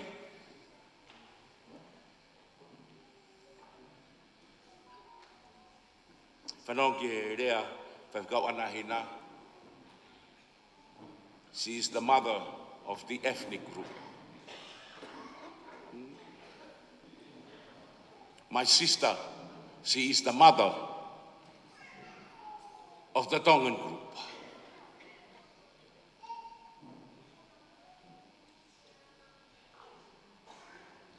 Se kono sai ko oku. O kai ki kawa uia. He aita hia o dea. I'm the father. Ko motu ata kata iki ko sami e. Ko furi moni ai ko mamao. Ko e hoko hake ai. Ko e tamako ni malangatu. Skalo mo mea fu ke iki au pita fu ke iki. O ko urea ka ki mo tolu he aha koe. Tukuange fefine he kune ilo pe e ia ai mea o kune fai. Ka uhinga na hene a sisu. Ko taunu aia o ene hene ke ngahu hiki tau tolu ke tau ilo ai mea tau fai. Hallelujah. Do you want to be different ho mo'ui? You need to know who you are. You need to know your purpose and the plan of God for your life. And when you know the purpose, the plan of God for your life, he kai bete ke ita koe hata. Na waiwahe ma wakto i tapua ni pope au tok puna mai. Ko talangi kainga, ko mea ko pui ko mo ui fo'ou. O uhinga ia, o ku whanau ia sisu ia de goe. Pea ku uhinga ia, ko osia mea motua. Kai taha siu ia, kai taha kariki. O tau taha ia sisu Christ. Ko e whakailonga ia mo ui tatawa e peho o loto amoronga kataki. That's okay. Just keep it to yourself. Tukuangi e fefine, because ko e fefine ni, kune ilo pe ia mea kune fai. Whatawange tokoni mai a eiki. Ke hala mai a eiki. E tau hao kātoa ngai, ai mo ui, ai pioneer, ai whae koe ni. Uhinga e tau heni. Ke whakahoko e tau ofa, whakahako e tau lotu, e tau whakaamu ke kaua e otua, he tau mea kotoa. Kou kore ke mou mea ke o lunga. Kore peka soni ke hiva mai ke fo i hiva taha. Hallelujah. I'm talking about this Mary. I'm talking about this Mary.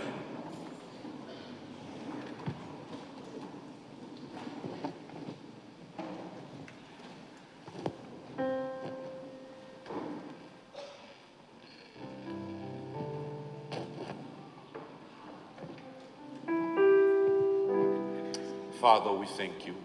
Wherever you may be,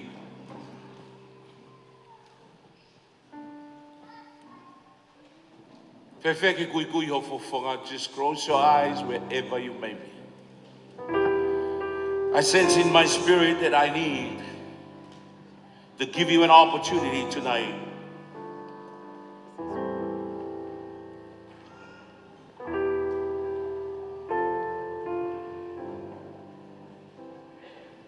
to make sure you know that Jesus is your Savior, is your Lord, that Jesus is your God. I know most of us who are here today, most of us are Pentecostal people. But we heard so many things tonight. I want to make sure that you walk out from this place. The peace of God, with the love of God, the power of God. Hiva mabeka o hiva, for hiva chorus to owape, then I will pray. Fepe potuku ki ai kainga. Ko Mele Ilafau Lenati. Ko helo ia. O lotu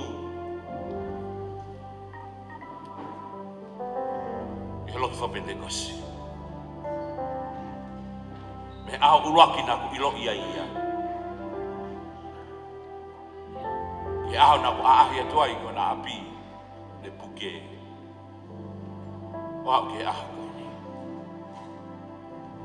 Hange koe lau a whaifkau ana hina. Koe whakaamu ia. Ke iai hakau fifine pehe. Mo ui ake lotu. Mo ui ake eiki. Tahe mea tuku o kuloto fifine nane mo ui ake siasi. Ui ake siasi. Hallelujah. Whakawa holo tō ke mea. Whakawa holo tō ke mea.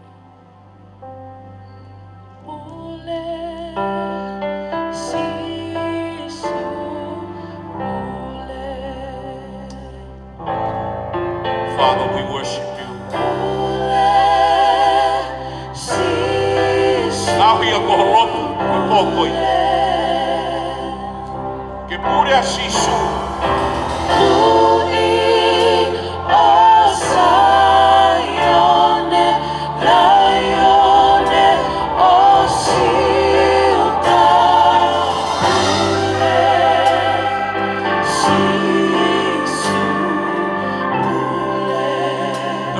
Vamos my man.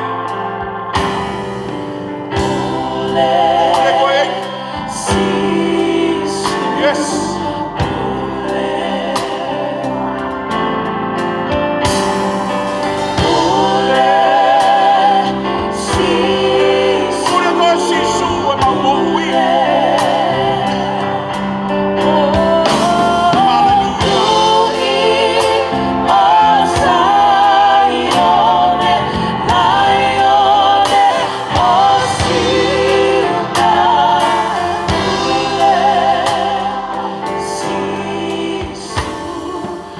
Mui mai ki lotu koe ni.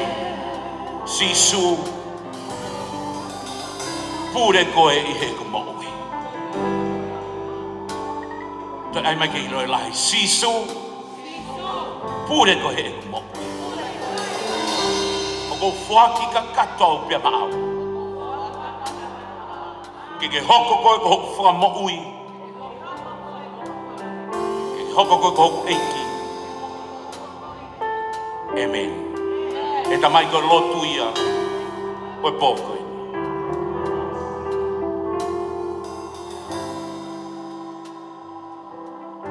Ke pure ao niu ia te ki mautolu ko tope. Ke whai te riha ia te ki mautolu ko tope. Ke maau e mau mea ko tope. O tu talonia e a Fiona ho mau iwi, ho mau maloi. Ho mau ata mai he mau mea ko tope. E o tua mau whamalo ke a Fiona. Ko helo ko eni ho mau heni. Ke whamalo ia.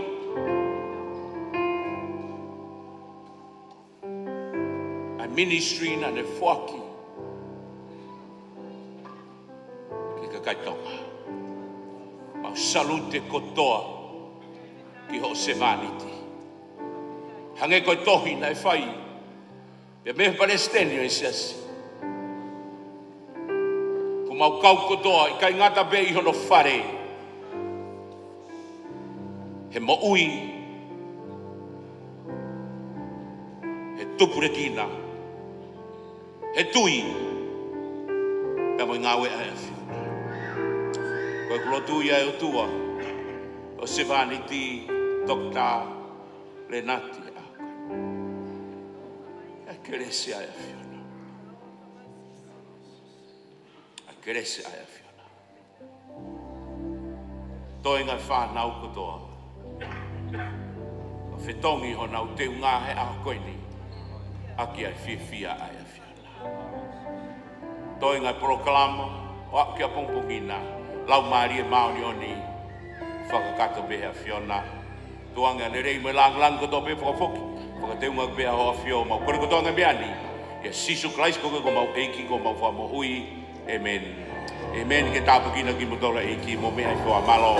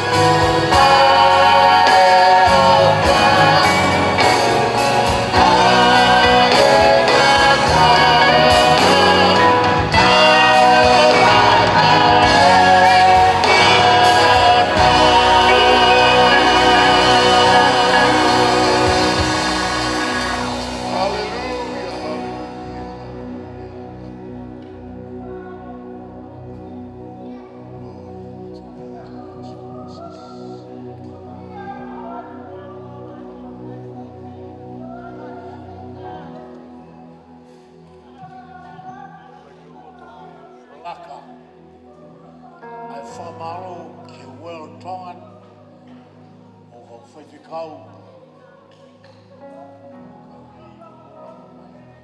Me whamaro ana hina o sia kai tonga o mo whaka mo whaka fui mo kia mau.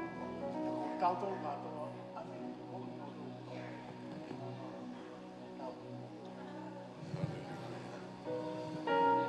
Jesus. Hallelujah. Jesus.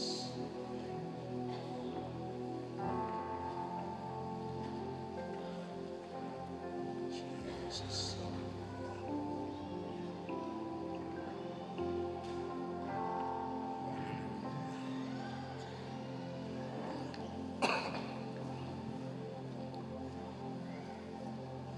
If I have foa ki pale I he langi ka launi e foa ki mai e he tamai e koe aho oe mawawha mea mu aho ia oe mie mia lani. Te uta ata alo atu te ke ta ata alo mai te mai mai atu te ke mai mai mai ke tapu ke ni mai mie mie moha ke taloni oe lani.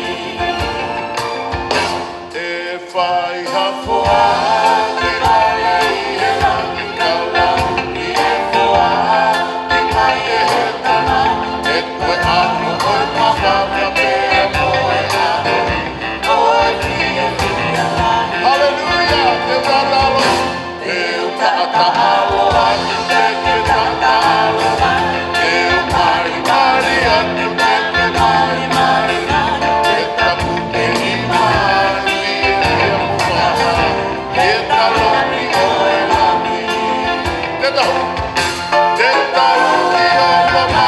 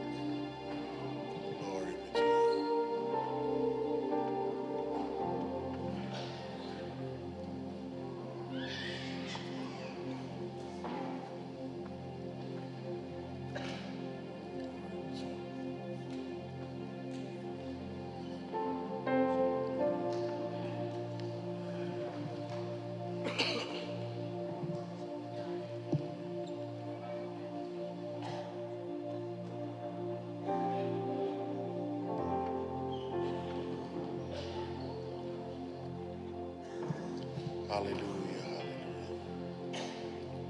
Jesus.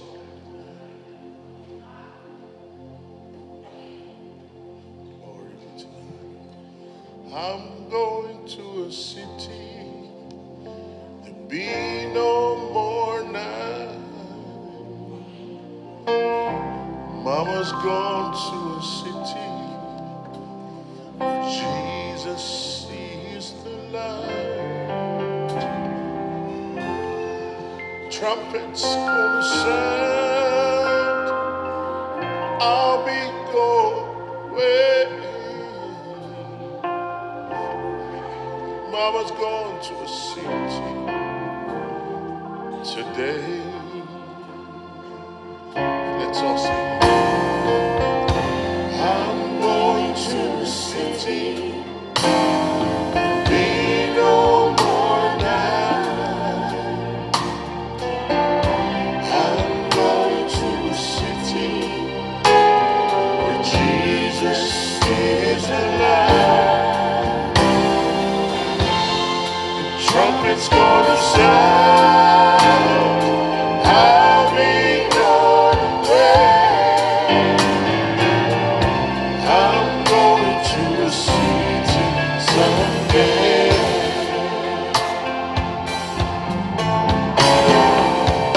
I'm going to a city. Be no more night. What about you tonight? I'm going to a city where Jesus is alive. Trumpets gonna sound. I'll be gone away. I'm going to a city someday. Soon and very soon. Soon and very soon. We are going to see the King. Oh, soon and very soon. 'Cause we'll be going. We are going to see the King. Oh, soon and very soon. Soon and very soon. We are going to see the King. Oh, sing it hallelujah, hallelujah. We are going to see the King. Occupate mai carcani, davvero immortali. Occupate mai carcani, davvero immortali. Occupate mai carcani, davvero immortali. Viva hallelujah, hallelujah. Viva immortali. Oquikai hamamahia, kakoi fia fia beri. Oquikai hamamahia, kakoi fia fia beri. Hallelujah. Oquikai hamamahia, kakoi fia fia beri. Hallelujah.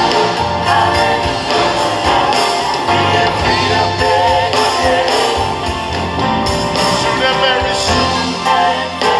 soon, we going to see the King. We'll be coming from every nation. 'Cause we'll be going.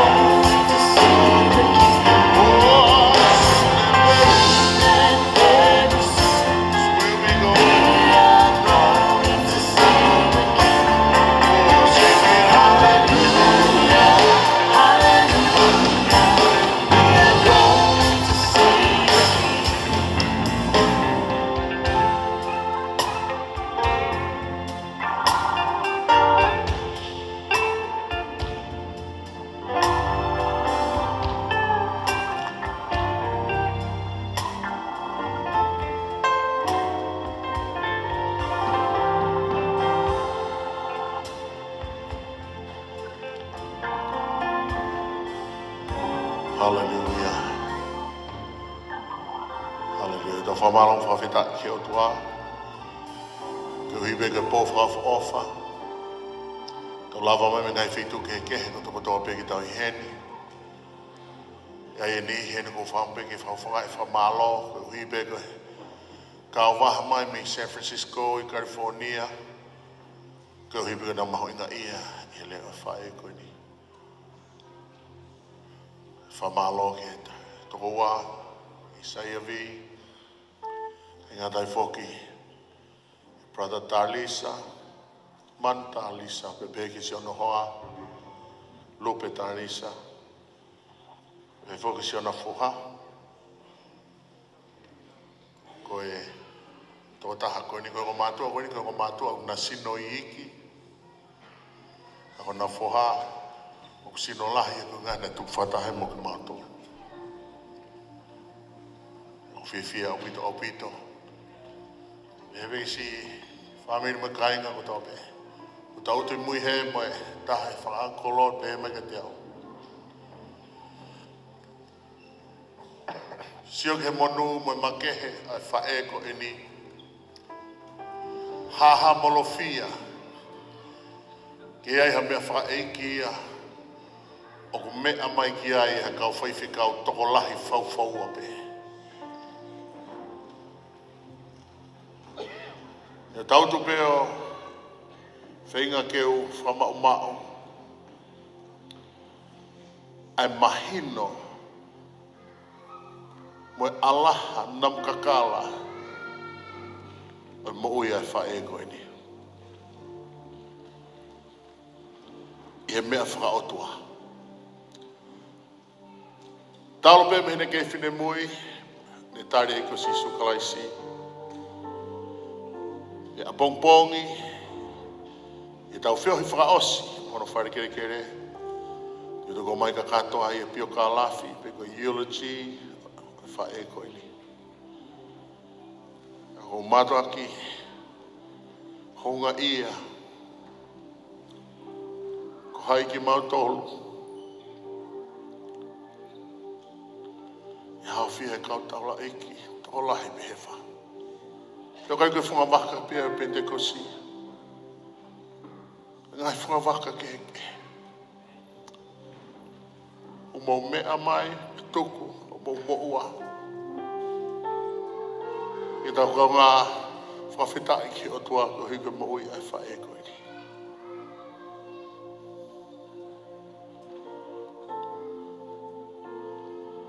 And we're so humbled. Pehe he taki e whiniki. Pehe ke wholofola e whiawhi koe ni. E kono loto be ia ona. Aina e whakahoko he tata iki whaiwhikau. O e gateway. Ke malanga I kosperi ke tari he e kakai. E eiki ko sisu kalaisi ka nau loto. Even right to her very last breath. Nego te tau whakataha pai tau tolo te ingi hia. Kai pehe mai whae koe ni tāria sisu. Peko te ki lea inu ai mau pe. Ke te ki mau tolu. Ke te inu mau ahia ka ha mea. O kui kai tau. Pa moini whakaukau whakaotua. Pehe mai rewa whae koe ni. Tuku ia, kovi ia. Ka koe lahi taha pe. Ai tau mua e se tesi koe ni ki he tangata eki. E kutoku mahino ke te au he ahoni, ko ia pe une fuwhia maulai taha se tesi koe. And we're so honored that so many of you have turned out. We're so privileged to witness what the Lord is doing by the power of His Holy Spirit in these last days. O whakaemen pesete a wego ahone te lau e hāmo he hame. Ahone ke whamui he lau maari e ke purea. Mao, mo ke pasi mai, o ngigo e kona ki wholofola ka te kitauta.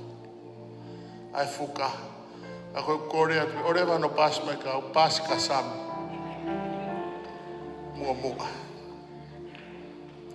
Kau hiki ke pisi ke ano taimi.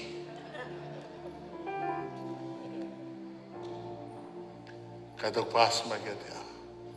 But all in all, we're so blessed. If I lot from muia, vrouw sige dik dat al heeft ja fikuni. Hoe honga ia opito, ia committee, executive committee. Dat ek is sekretari be ke tau panga. O me mipa, committee of Tongan Assemblies of God in New Zealand. Kai koe fiafi nia te lau hingoa. E fiafi pe nia o sisu. Hallelujah. Hallelujah. High five no tata whakita lange aike sisu ho sio. Hallelujah. Praise the Lord. Hallelujah. E koe fiafi koe ni koe fiafi pe o sisu. Lang lang ia pe tamasiki o sisu kalaisi. Thank you for the follow law. Tuang le vaia executive committee at Tongan AOG in New Zealand. No mai fellow frausi be makita tolu. Ye fia fini ke tapu ki na ko tolu. Otua.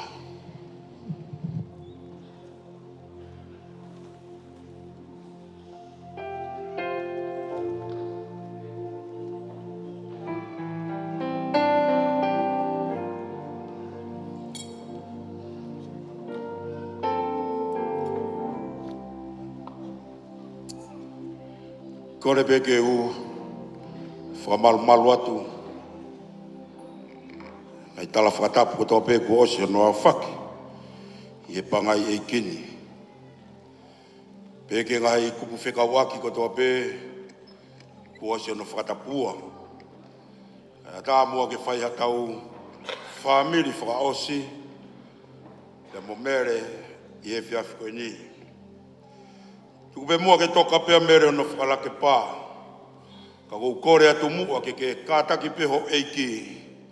Ka ke mea hake mua ki olunga me ho nofo anga. Ke tau whaiha no whakahiki hiki i whakaosi. Ai o tu au tau ofai. Amanaki ke fie mohea he pōko e ni. Iako mua ke whaiha o ki lea whakamālo ki he otua. He koe mo uia. Ai whae fita ko eni pe koe paionia ko eni. O kune lea, pe kune ako ke te ki mautolu. Ako ke tokanga ke mo ui whakahiki o tua. Te koe ia he pōko eni ko whamu. E tau hiwa mai mua kau hiwa. Ia same taha. Ia whakausinga o same. O kune pē mai ki kupu irea koe niga te tautolu. Ke whakamālo kia Sihova. Ai mea kotoa pe oku manawa. Hei, ko whainga maari e pōko ni. Ka pau ki kei manawa mo ui. Ki kei whakahiki ki ho otua. I e lotonga e mate ke tau kei whakamālo pe ka Sihova. Hallelujah. Tau hiwa mai a same. I e whiawhi ni tua ua pe. E tau hiki e whawhetai. E mo e whakamālo ki he otua he whiwhini.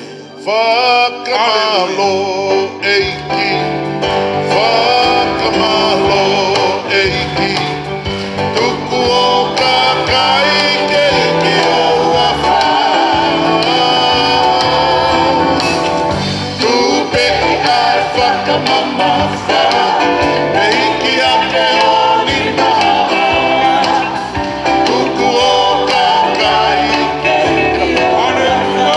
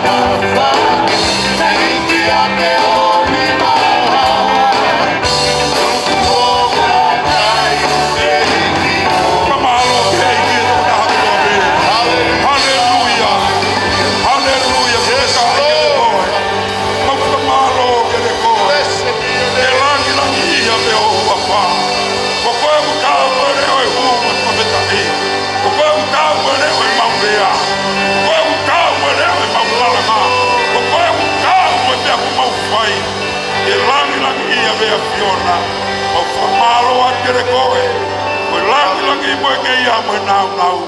Ke o to ta me u tau me fiona. E wa fai kuna o sisu kalais ko alo.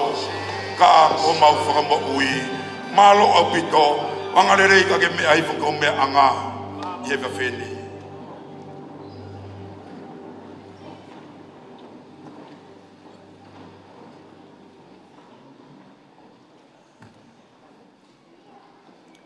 Tau whamore more. Tau hiwa mai he. Ni mange au whaanga fuluma nima. Nima.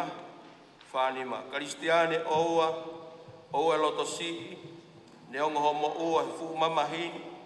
Tau hi o loto lahi tuku ho ilifia. Kei sātai pia sātai. Te kiriwa ia. Kalisitiane oua. Oua e loto si.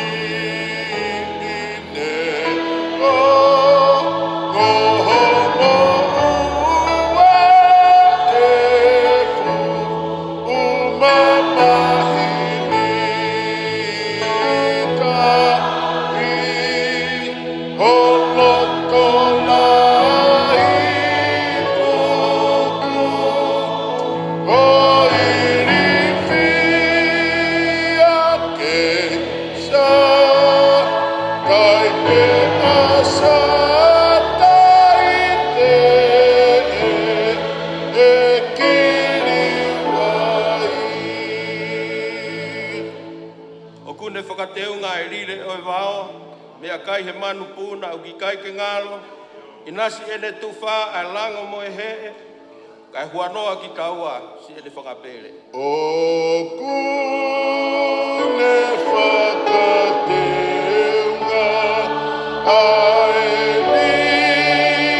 o e wao, mea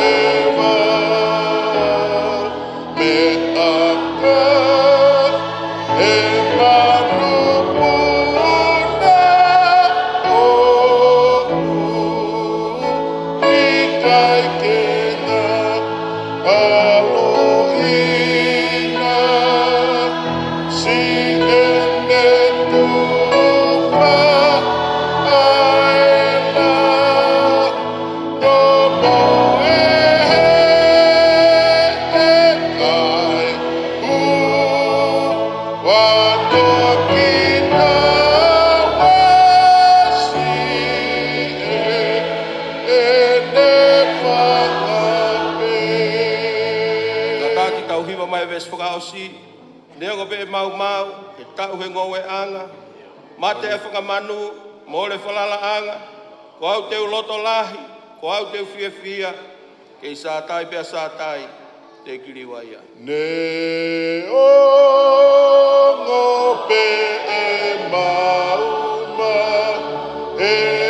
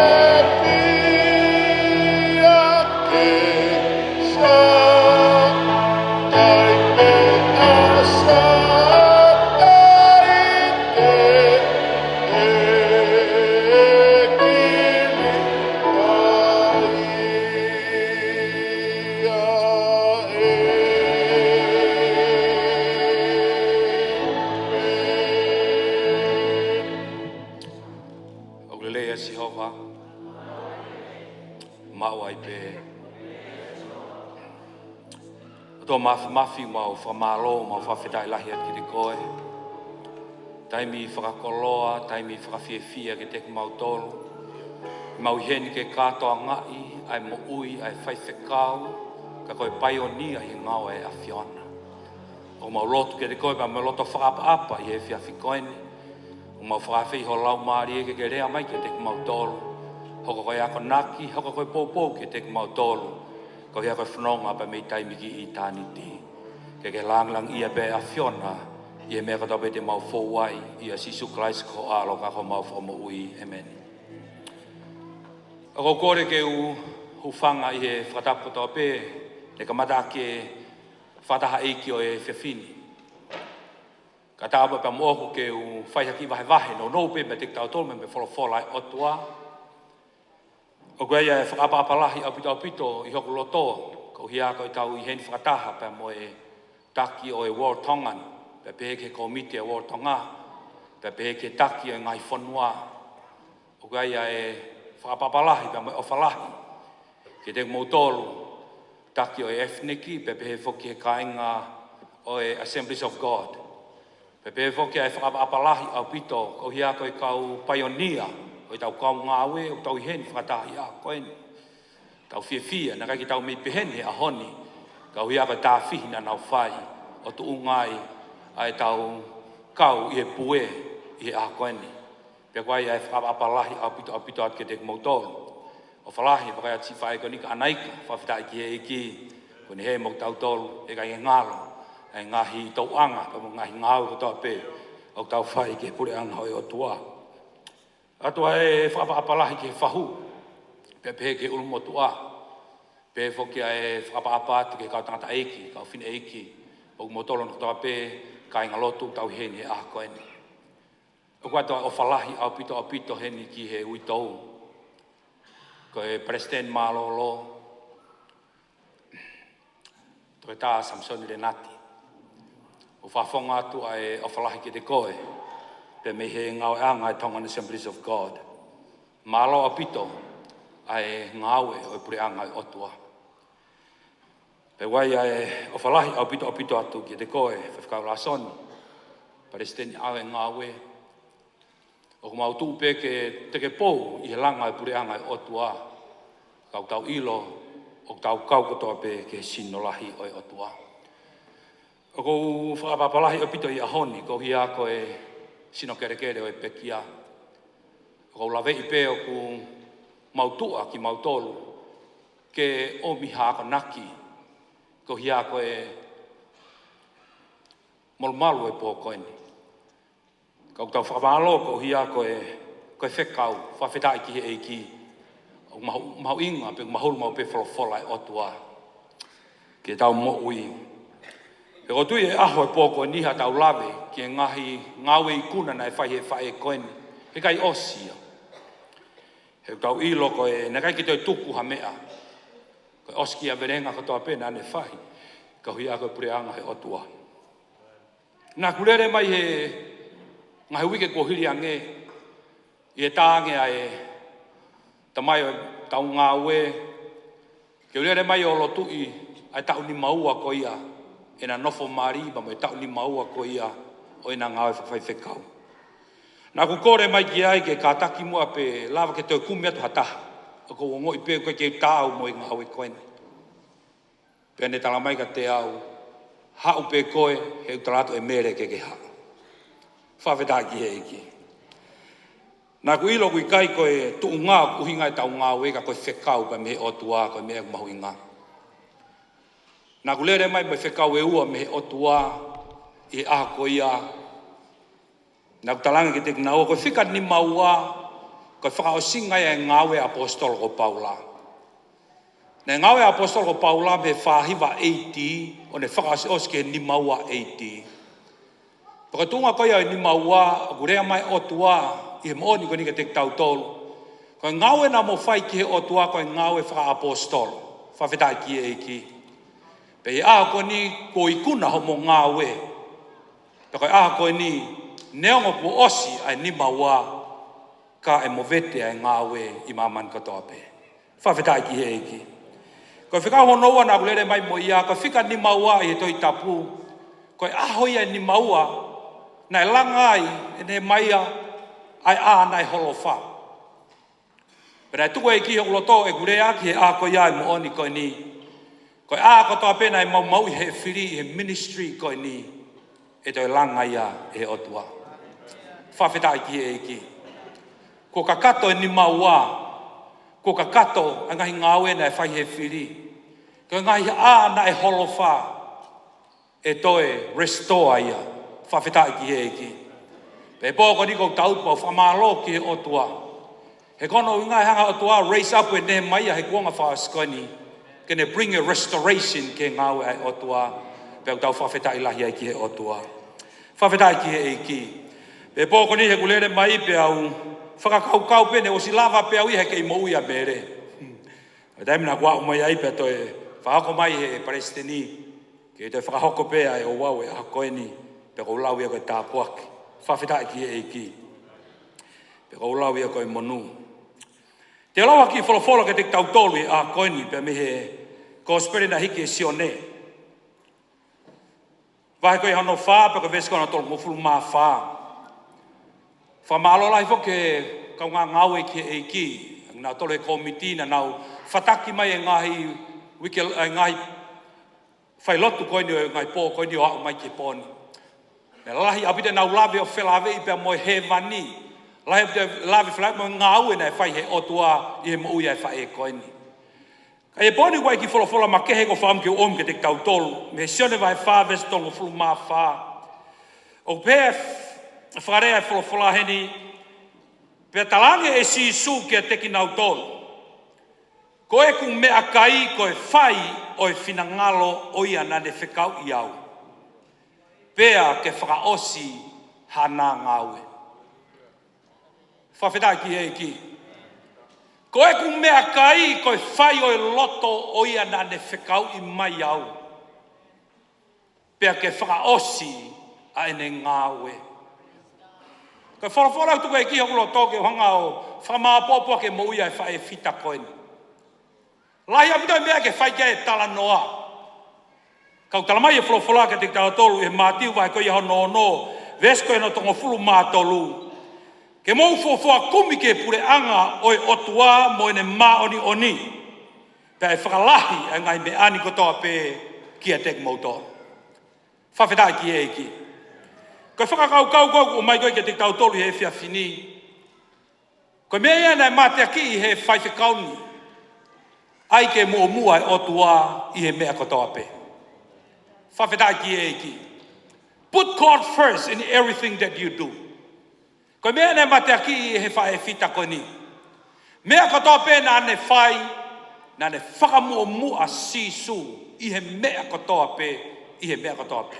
O awa i pe ki hono whamiri, o awa i pe ki hene whanau, o awa i pe ki hatoi mea pe he mamani koe ni, na ne whakamua mua ai otua.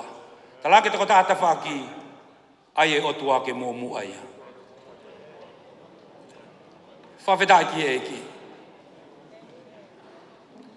Ka vesi nā kulau ke te tau tolu ko talanoa i loa ia. I taimi ko ia nai kolosi ai a sisu. Ne kolosi mei siutea ke alki kāreri. I anga maheni ko ia ka kai siu. Ko hia ko nā wā ko ia pa mo ka kai Samaria. Nai pau ke nau takai ki nau tolu. Nai kai ke nau fie kolosi loto Samaria. Ko uhia, ko nau whihia i ka kai Samaria. Pe koe wā, he koe Samaria a foki koe, whangabe whakatapu koe, hawhe kasia ka kai siumo kau sentaire. Pe taimu tau pena kolosi e kau siuna nau takai nau tolu. Nai kai ke nau whi kolosi toi Samaria. Ka koe ahoni ko si suen mene kau wā ko ngā. Whawhetai ki e ki. Nā te wen ke nau kolosi ma me siutea ke nau alu ki kāre. Talange si su, tau kolosi mua i Samaria. Whawhetai ki e ki. Talange toko tāta whaki ko taimin ki tau kolosi i Samaria. Aleluia. Ko taimin ki tau kolosi i Samaria. Ko taimin ke tuhi foe a vahe vahe. Ko taimin ke tuhi foe ho tau ngahi kehe kehe. Ka tau kolosi mua i Samaria. Talama e wholofora tau ilo toa pēr talanoa ko ni he nau kolosiat ko ni Samaria na ne whetau lake ipa moe whewhine i he vai. Tau ilo toa pēr talanoa ko ni he ne whenga ke whakamo ui e whewhine ni pa ne whetu kwaki moe whewhine. Talama e whewhine i kai kai. Koe siu koe Samaria. Mo lotu ki mo tolu i Jerusalema. Mo lotu mo tolu ia i ngahi mo ngā. E anga whewhe ke ta whewha uhi. He koe siu koe Samaria. Ka ke o me tala no ni ke whanau no na whainga pea sisu. I hene whainga ke mo ui ai whewhine. Pe tala mai e wholofola ke te tau tolu pea ne toki ilo ai. Tako sisu koi misa iai. It's not about Jews, it's not about Samaria, it's about Jesus. Whawhetai ki he eiki. Ko e honi a koe ka ahoia ke tau toi lau a wahe wahe. Ko e honi a koe ke tau toi hanga o miha tunga hi a koe ni. Ko e ahoi koe ni ke tau taha pe e ko si sukalai si. Whai pas ke eiki. Hallelujah. Hallelujah. Talamai e wholofola ke te tau tolu na tuk mahino ki he whewhine. Takui kai koe mo ui ia, takui kai koe lotu ia koe tuku whakaholo. Takui kai koe lotu ia koe lakanga. Takui kai koe lotu ia ko hai au. Ta koe lotu ia ko sisu ki loto ki he mo ui. Koe lotu ia. Whawhetai ki he eiki. Whanono e tala noa ko ni ke te tau tolu. I taimna tuk mahino ai ki he whewhineni. Tako sisu koe misa ia ia. Ko ne whakamatala ko toa ki ai e mea na iai ai ne moui. Tala mai na ne tuange ai ngasi hina na hau mo ia. Kai lere ki he kolo. Whawhetai ki he ki o talaki a sisu ki he kolo. Whawhetai ki he ki. O ko utui kainga koe aho ia ke tau whemomo e kina he aho koe ni. Ria ke ngahi nge esi mea o e lotu. Whawhetai ki he ki. Ka tau whemomo e kina he lere o talaki a sisu. He koutui koe mea ia mahu inga he ko sisu koia koe hala, koia koe mooni, koia koe moui. Whawhetai ki he eki. Paka taimina e sia ta sisu, au kolo mai e kolo. Au kolo mai e kolo. O nau hau is a big revival. Nai hok, he kono inga he fie kolosia sisu i Samaria. Tala mai e wholofola. Unu mai ne kaua ko ngā, panau talange ki a sisu, koe mea kai e. Sisu koe mea kai e. Na tau whanonga mai he fuhoa tā maari e. Na ke fie inua. Na mautalake ke tatari hena ka maulere omi ha mea tokoni. Ke kai he ke fie kai a. Tō e rea koni pa mehe eiki. O kui kai ke u fie kai a. Whawhetai ki eiki. Koe ku mea kai aku. Ke turi pe ke whai e whina ngalo e otua. Koe ku mea kai a aku. Ke whaospe ai ne ngāwe. O bante ke ilo he talanoa ko nine, te kai ke toi inua sisuia. Ne kai ke toi kai a sisuia. E hiri anga ne talanoa ko ni. He nai mā kona pea sisu. He sio ke lau maari e o whakamoui. Whawhetai ki eiki. Hallelujah. Te ke lava ko kai e mea kai rei o nusilani. Te ke lava ko inu e ngahi inu ke koe o nusilani. Ka o ka pau, hei kai, ke whetau laki moni pia mo sisu. O ka pau hei kai, ke tuku hifo kotoa ai ngahi āwahe wahe ki lalo. Te ke ngoi pekau ke fie kai a whakalau maari e peko. Te ke ngoi pekau te ke fie inua whakalau maari e peko. Ka o whatever pe, whawhetai ki e ki, ke tau inu e vai ko sisu. Whawhetai ki e ki, peko uhinga e tau talanohi ākoni. More fie kai a, more fie inua ia sisu. He kone sio, ko ka kato misiona nai hau pemea. Whawhetai ki e, kone sio, ko horoke a wahe a siu mo sentai re. Kone sio, ko whaia revival he mo uia kakai. Kona ului ke pure anga e otua. Peko tui e a koni kainga. Nā pure ange e ku whaia lotu koni ke. Whaia whita pa peke, toke tā, mo fie maari. Whawhetai ki eki. Ko ka kato ni mawai. Ko mea katoa pēnei mau he whiri e restore katoa pēhe otua. Whawhetai ki eki. Taimina ko ala tai po whanong mai wongange ongo. Peka upehe pē. Whawhetai ko ka kato e ngāwe ai whae whitani. Amen.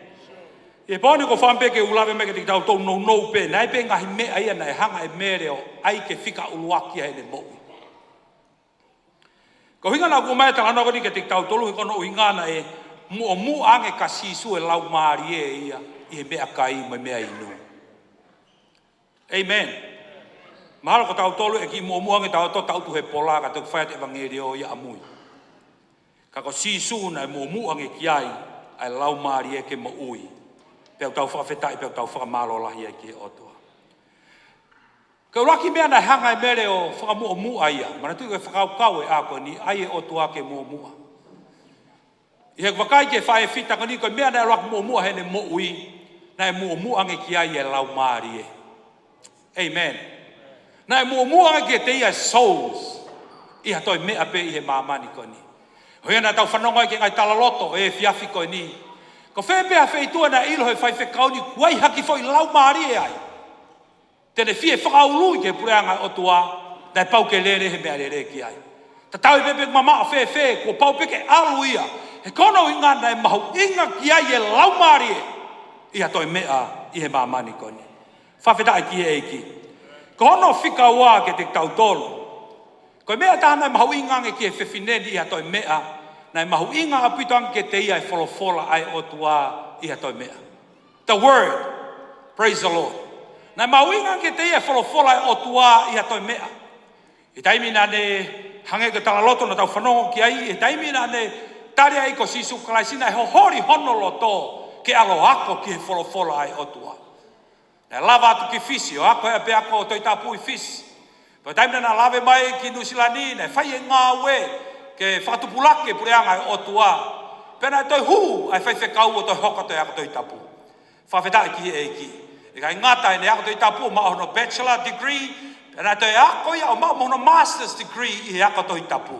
Whawhetai ki e ki. Nā e pēa e ne hohori, ne ongo e alua tau ke motua, ne ongo ke, nā e hohori ako hi ako e word ai o tua, nā e mahu inga taha ia ki ai, i hatoi mea i e mo ikoni.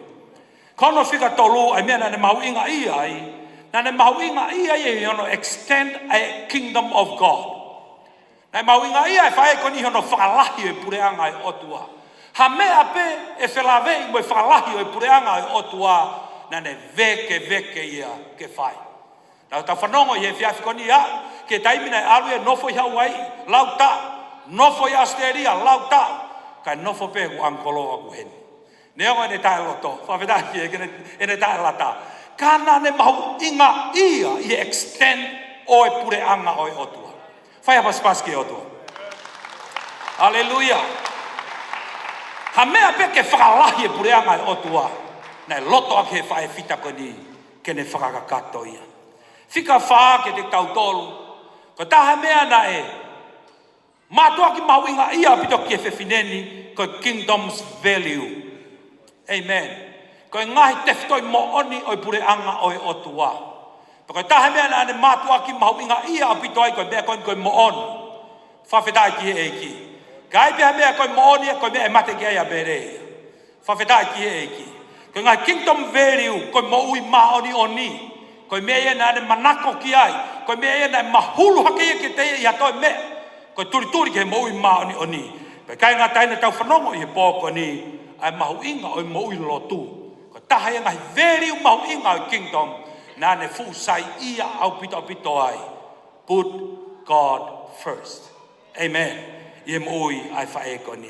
Whaas ke te tautolu, kai ke ngata ngā pen, ka koe nima pen ko om ke te tautolu i a koni. Koe mea e tā whaas te ulawe ke pō koni, nei hanga mere ai o mahu ingange hatoi mea. Koe whine na ne ofa, pia ne whaki, ki ka kai kotoa pe, o tautau te whito ki he kau whaitheka. Whawhetai ki e ki. Kau tua konina ku lere mai mau whamiri ki Nusilani.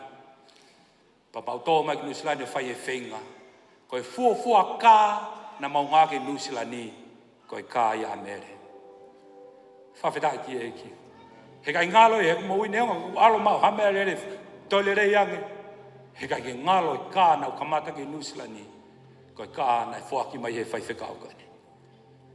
O koe ko uhinga e koe whamiri, koe ko to uhinga koe hame, kai pēha tahe ofa he otua. Kai pēha tahe au whealo ngā whai whekau. O ku ofa e whai whekau ko ni ai. O tango tope kune ui e, toko taha whai whekau, koe kene ui e ke hingoa, kune ui mau pē whai whekau. He koe mea e na ne mate ki, i ne mo ui ki he eiki. Kai ha taha ofa ki he otua pēha ngā ui ki he eiki. Na ne lau i e koe tāpua. Ko tui wai kau whai whekau heni. Na ne whakte mea rere ka te koe. Na ne whakte ka koe ngai ofa la. He kai ngalo e te tau tonu. Ko ngahi veri na de matu aki mau inga bari. Ka hame aku de mau ku ne fuck. Ko hia pe ko pure anga oi otua. Faas ke tik tau tol he akone. Taimna tu fatare niti ai. Ai eiki. Talamai na tu fai nima. Talamai folak na alu atau tahani ngawe ke nima ko ia. O te mawai nima ke. Te upehe ke te tautol te ome nima ko ni ke te tautol he ahoni. Kai ngata ene mahu inga ia i he lau maari e.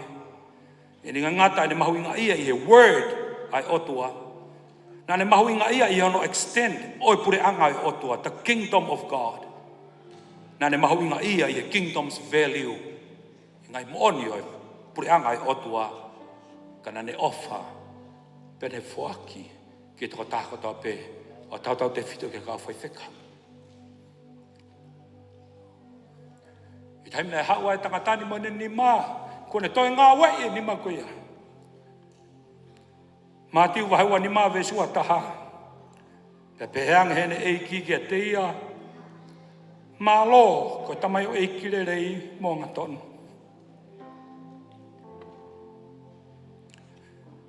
Au ke whaita tonu he mea sii.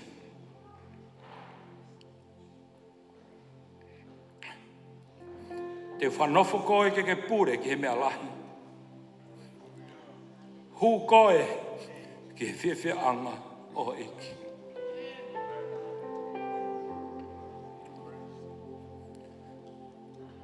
Ka maure a peia whewhekau Mele Ilafau Lenati. Maloa pito.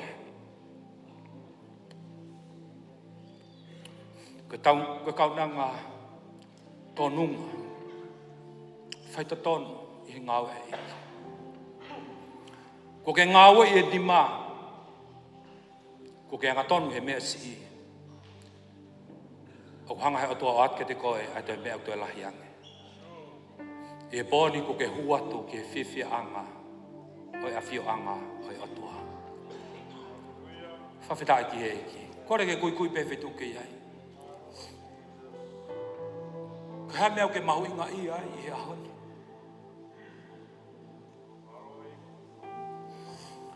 Mana tu ipe kai mlahi ne tukuange ono hoa mo ne whanau kai alu ko hiaka ko spede sisu kalas.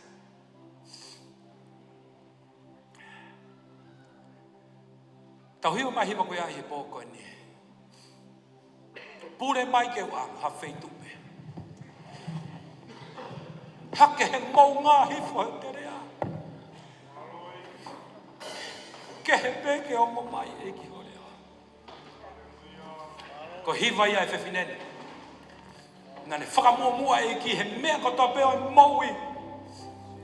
He na ne ilo. E koe i aha. E rea mai e ki hu mai. Ki he whiawhia anga o e ki. Tau hiwa i pe tau whakalaulau loto. Whakaukau ki he mea ko mai he whewhinene. Ki te tau tolu. Koe pōrea ki te koe. Ko hātare niti wate o toa ke te koe ngā wei. Ko hiaka pure anga e otua, he ai aho pehene. E taritari ai koe he otua ke ono pure anga. Tau hiwa mai pēa i a koe. Hallelujah, sis. No for over.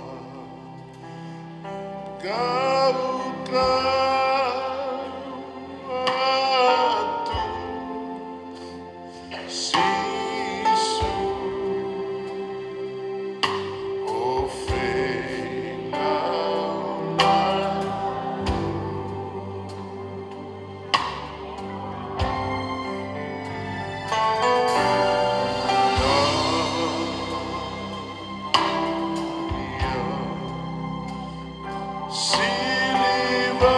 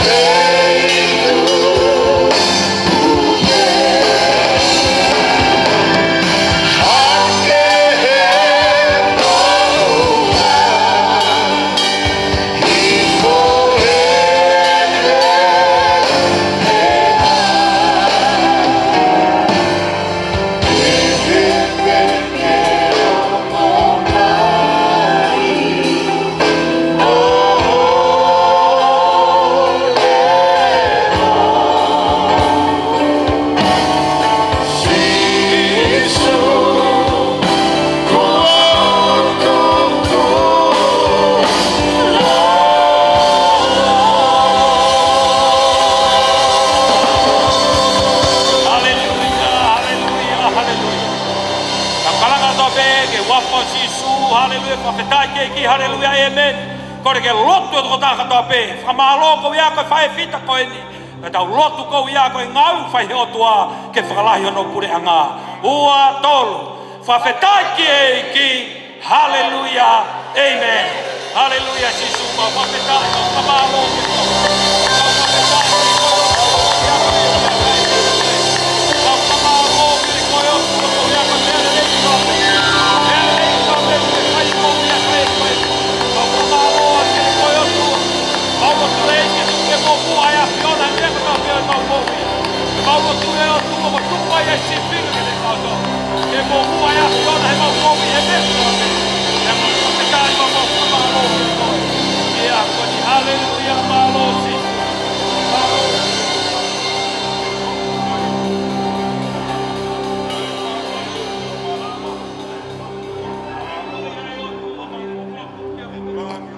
Hallelujah, hallelujah, hallelujah.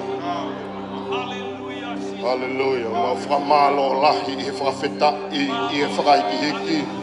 Koe alo o whango mo fua ka koe ngāwe o lau maria o ia whiona. Pia I he pōko ni o tua kuang o ia ki ho maulo tō ai whae koe ni. Ne malanga he ne kei mo hui ka kuone kei malanga o a mai ki he pōko ni. O ia kuongo mai he whakango hono re o po re taki ai ho maulo tō. O hinga koe ngāu pe mo hui ma o lunga ia whiona. Mai he pōkoini, manake mau mātuku ho lau maria maani ni ke loto lotoi, he loto mea tamai kotoa ta pau te whita. Tamai he ngā ue. Palestini iwa mo whanatoko wā, he whahou mo e whāmiri kotoa. Kau ngā ue ko whawhikao, o tolu kotoa, mo malo e whare koe ni.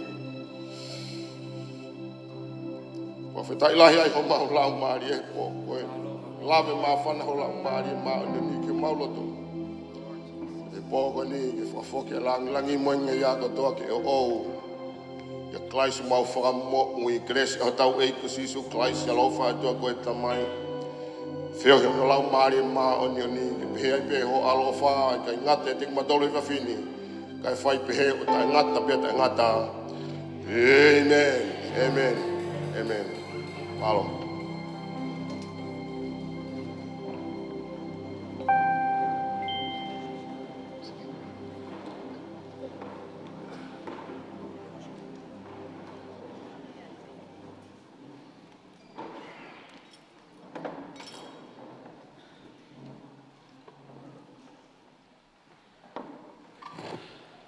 Tau whawhitai mau e veu mua ki otua. Kore keu whamarumaru atu e. Ia, tāla mo kāpui. Huwanga atu mua he ngahi, tāla whakatapu kotoa pē.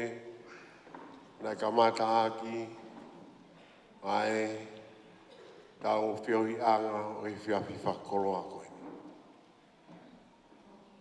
Tuku mua keu whawhuwhonga I atu. A toke tā Samsoni, a Nati, a dai Paisten Malolo, mai si whanau paia. Ai whahu, e whoki ai family, I whakakato atu ai whatongia, whono mauloto hoi whiwhia, o whae o tua hange koe ngahi wholofola ko tau whanoa. I loto hou ngai ia mooni, me takere ho mauloto, whaawatu a whamalo. Ke kau taki, kau whaifikau ko toa pē, ka pē ke komiti, si kau whaifikau ko toa pē, tau no nuku e sai o ne o tua, me ngahi whakawaka, ke ai kai ngā ofa kotoa pē. Hasola mamulangi. O ko mau lava mai e mō koeni. O whāwa te mau whamalo. lahi au pito, e loto hounga ia mooni. Ai whakakato e tau ngai whatongia kotoa pia pōkoe. Wai o whalahe atu au pito e tiki mautoro. A pēwoki ke whakao atu koe e mea pehe ni tahine ko mere he pōni, le papeheni ki a bongbong, koe fitu koia ai bongbongi e whai ai whamiri, pea hoko atu ai pe ai hiwa pe, a tā mo e whiloaki, ko toi kuata ki hong furu, kua fuafua e tāpuni ai poha. Ko hong furu e whai ai malangatuku, ko e taha, ko tā e whiawha bongbongi, te tau i malai ai. Kai ko ia pe, o kuo iai ai ofa, ko te pire ko teu he whanau, whalau maari e a mere. I e Tuasila, ko e whika whā, i e Raima Place, i mange Mangry Bridge, ko e teu e ni ki e Kautaki, ma vehe ke e o komiti, ma e whahu, i a hiri koe ni. Pe whoki wai e ofa kua o teu e whanau whalau maari a mere, ke nā tokoni atu maua haiwi, te wake tau ngai whatongi au hanga mai a pongpongina. Kore whamore atu, a tō no, e rewa e malanga, tua o whaiki atu.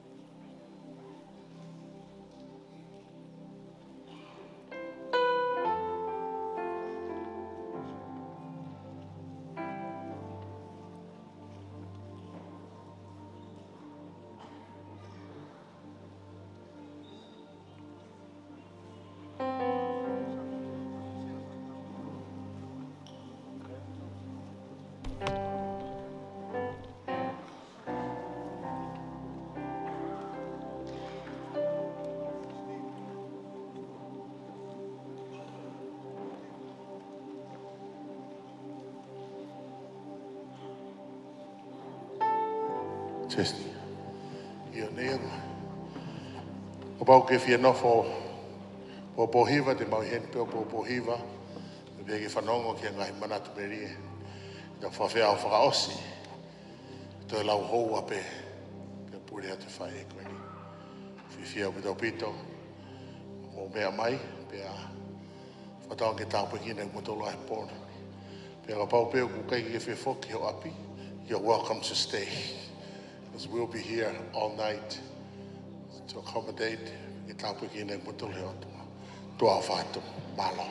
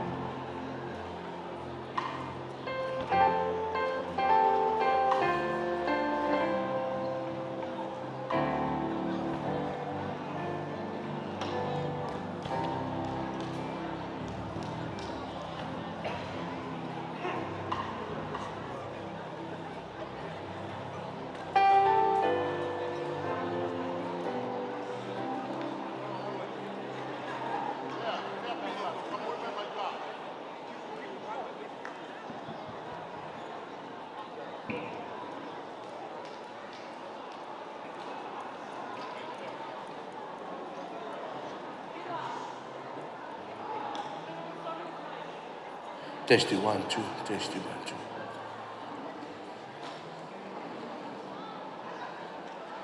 Testing 1, 2. Ki he tangata ik Palestine malolo ko ia o e New Zealand Tongan Assemblies of God of Aotearoa, Reverend Dr. Mele Lenati, ta o pioneer o e Assemblies of God World Tongan. Me pehe ki he Palestine ko ia o e New Zealand Tongan Assemblies of God of Aotearoa, Palestine Reverend Lawrence Lawson, ki toi ngā whānau kotoa. O kou whakawhanga ia toi tangata eiki Palestine ko ia o e World Tongan Assemblies of God, Reverend Filimone Ma'u, pehe ki hona toko ni, Reverend Newtoni toi api ka koe Palestine o Tonga. Pehe ki a Reverend Esilome Molisi, ko taki a o e Assemblies of God ko ia i Australia ke kakaitonga. Pea nengo kai ke lava mai a Reverend Vakataimani. Ka whawhonga mai pehe ni e Pastor Isaiah V. Pe me Amerika a e mau hongo i whikau ngā mamahi. I e peau tālahi kua huki tonu i o moloto whare. Ui atuai e otua e whita ka koe pioneer o ngā ue. Rev Mele Ilafau Lenati. O ku whawhotunga mai e Palestini o e World Tongan pa mai komiti ai nau ofa. I ki koloa koeni, pehe ki sila koeni. Atua kia ho mauloto kotoa, atua kia mo e maulotu kotoa. Pea ku mau tui te toi veiveua o ke amanaki le rei mo e whakatua merie ki he otua. Pea te whaosia ki pe ai pōpuaki e tangata ai Palestini o World Tongan mo e komiti. E mau whawhonga e mai hatau ngai whanua kotoa. Ai fuka ko ia na le raki i mai e Rev Mele Ilafau Lenati. Kune pasi atu e ai paton ke te koe. Rev Lawrence Lenati. Palestini ko ia o ngā ue ko ia e ta whakawhakato ngai New Zealand ni. Lere mo e fuka e tui ko ia. Pea pasi atu ke tau tangata hoko. Mau ofalahi atu, mau tūta whaaki atu. Hapea me ala lava. Ke teke ki hoko atu e viso le mehui ai otua i whonuani. Pek whawhonga atu e tangata ik Palestini, toi ngai komiti ai mau ofa me whikau ngā mamahi. Koe o koe ho mau loto e na, ho mau uma, koe osi kia verenga pena tangata ik Palestini, pa mai komiti ai World tua ofa e ki atu malo au pito.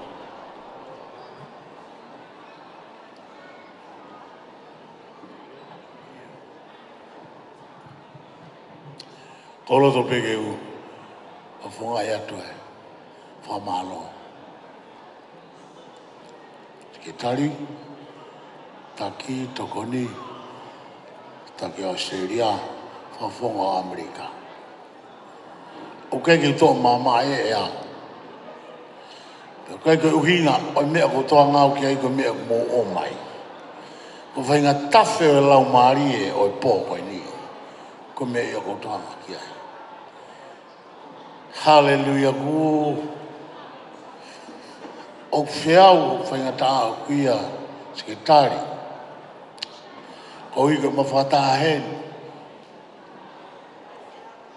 Beke ki ngā tai, ke ko tau kau ngā ngau e koeni. Si tau kau pālangi whawhetai e o toa. Pai o niki e oversia ana hina. Mo i kau whaiwhe kau mō mea hen. Ko loto ia mere ke tau merino. Ko loto ia te hau koe ki ai e lea whiwheka. A kone o si a kone mo ui ke tau merino. O mau ke inofu ai me whanau e ao. Pea neongo pēa ngai taimi o ku o ngona ne nai pia koe o ngona pēa kumahino pēa. Ko mere eni u tau he ni. O ko whamaro, a honi ko whamaro ki o tua. Ka nei kai ha mere, i kai ki a sami. Ka nei kai ki a sami, kai ki a mere. O ke aonga toko tako toa. Ane pō i maurele anu e motoka putu na e, na whehu i mai e tangata ki a te ao. tell me the secret of why you live long like that and how and why you and your wife stay together for these 52 years. I did not have an answer because it just shocked to me. But one thing I shall say to him, I believe the reason why we like that because of fearing the Lord. That's what. I have no other. There is a way here and there. A man that fear God, sure, it will bless. Orang tak pergi nama tu lagi komiti malu. Orang pito kia te au le pehege fateina pehege to fine. Si fafotunga mai umataha. He ngoanga tau iki. Pamalo atu. Taiki Brasteni pepe ki toponi sekretari pepe foki e fafonga mi Australia taki Australia pepe ki fafonga mi Amerika o honga pito ki maloto ai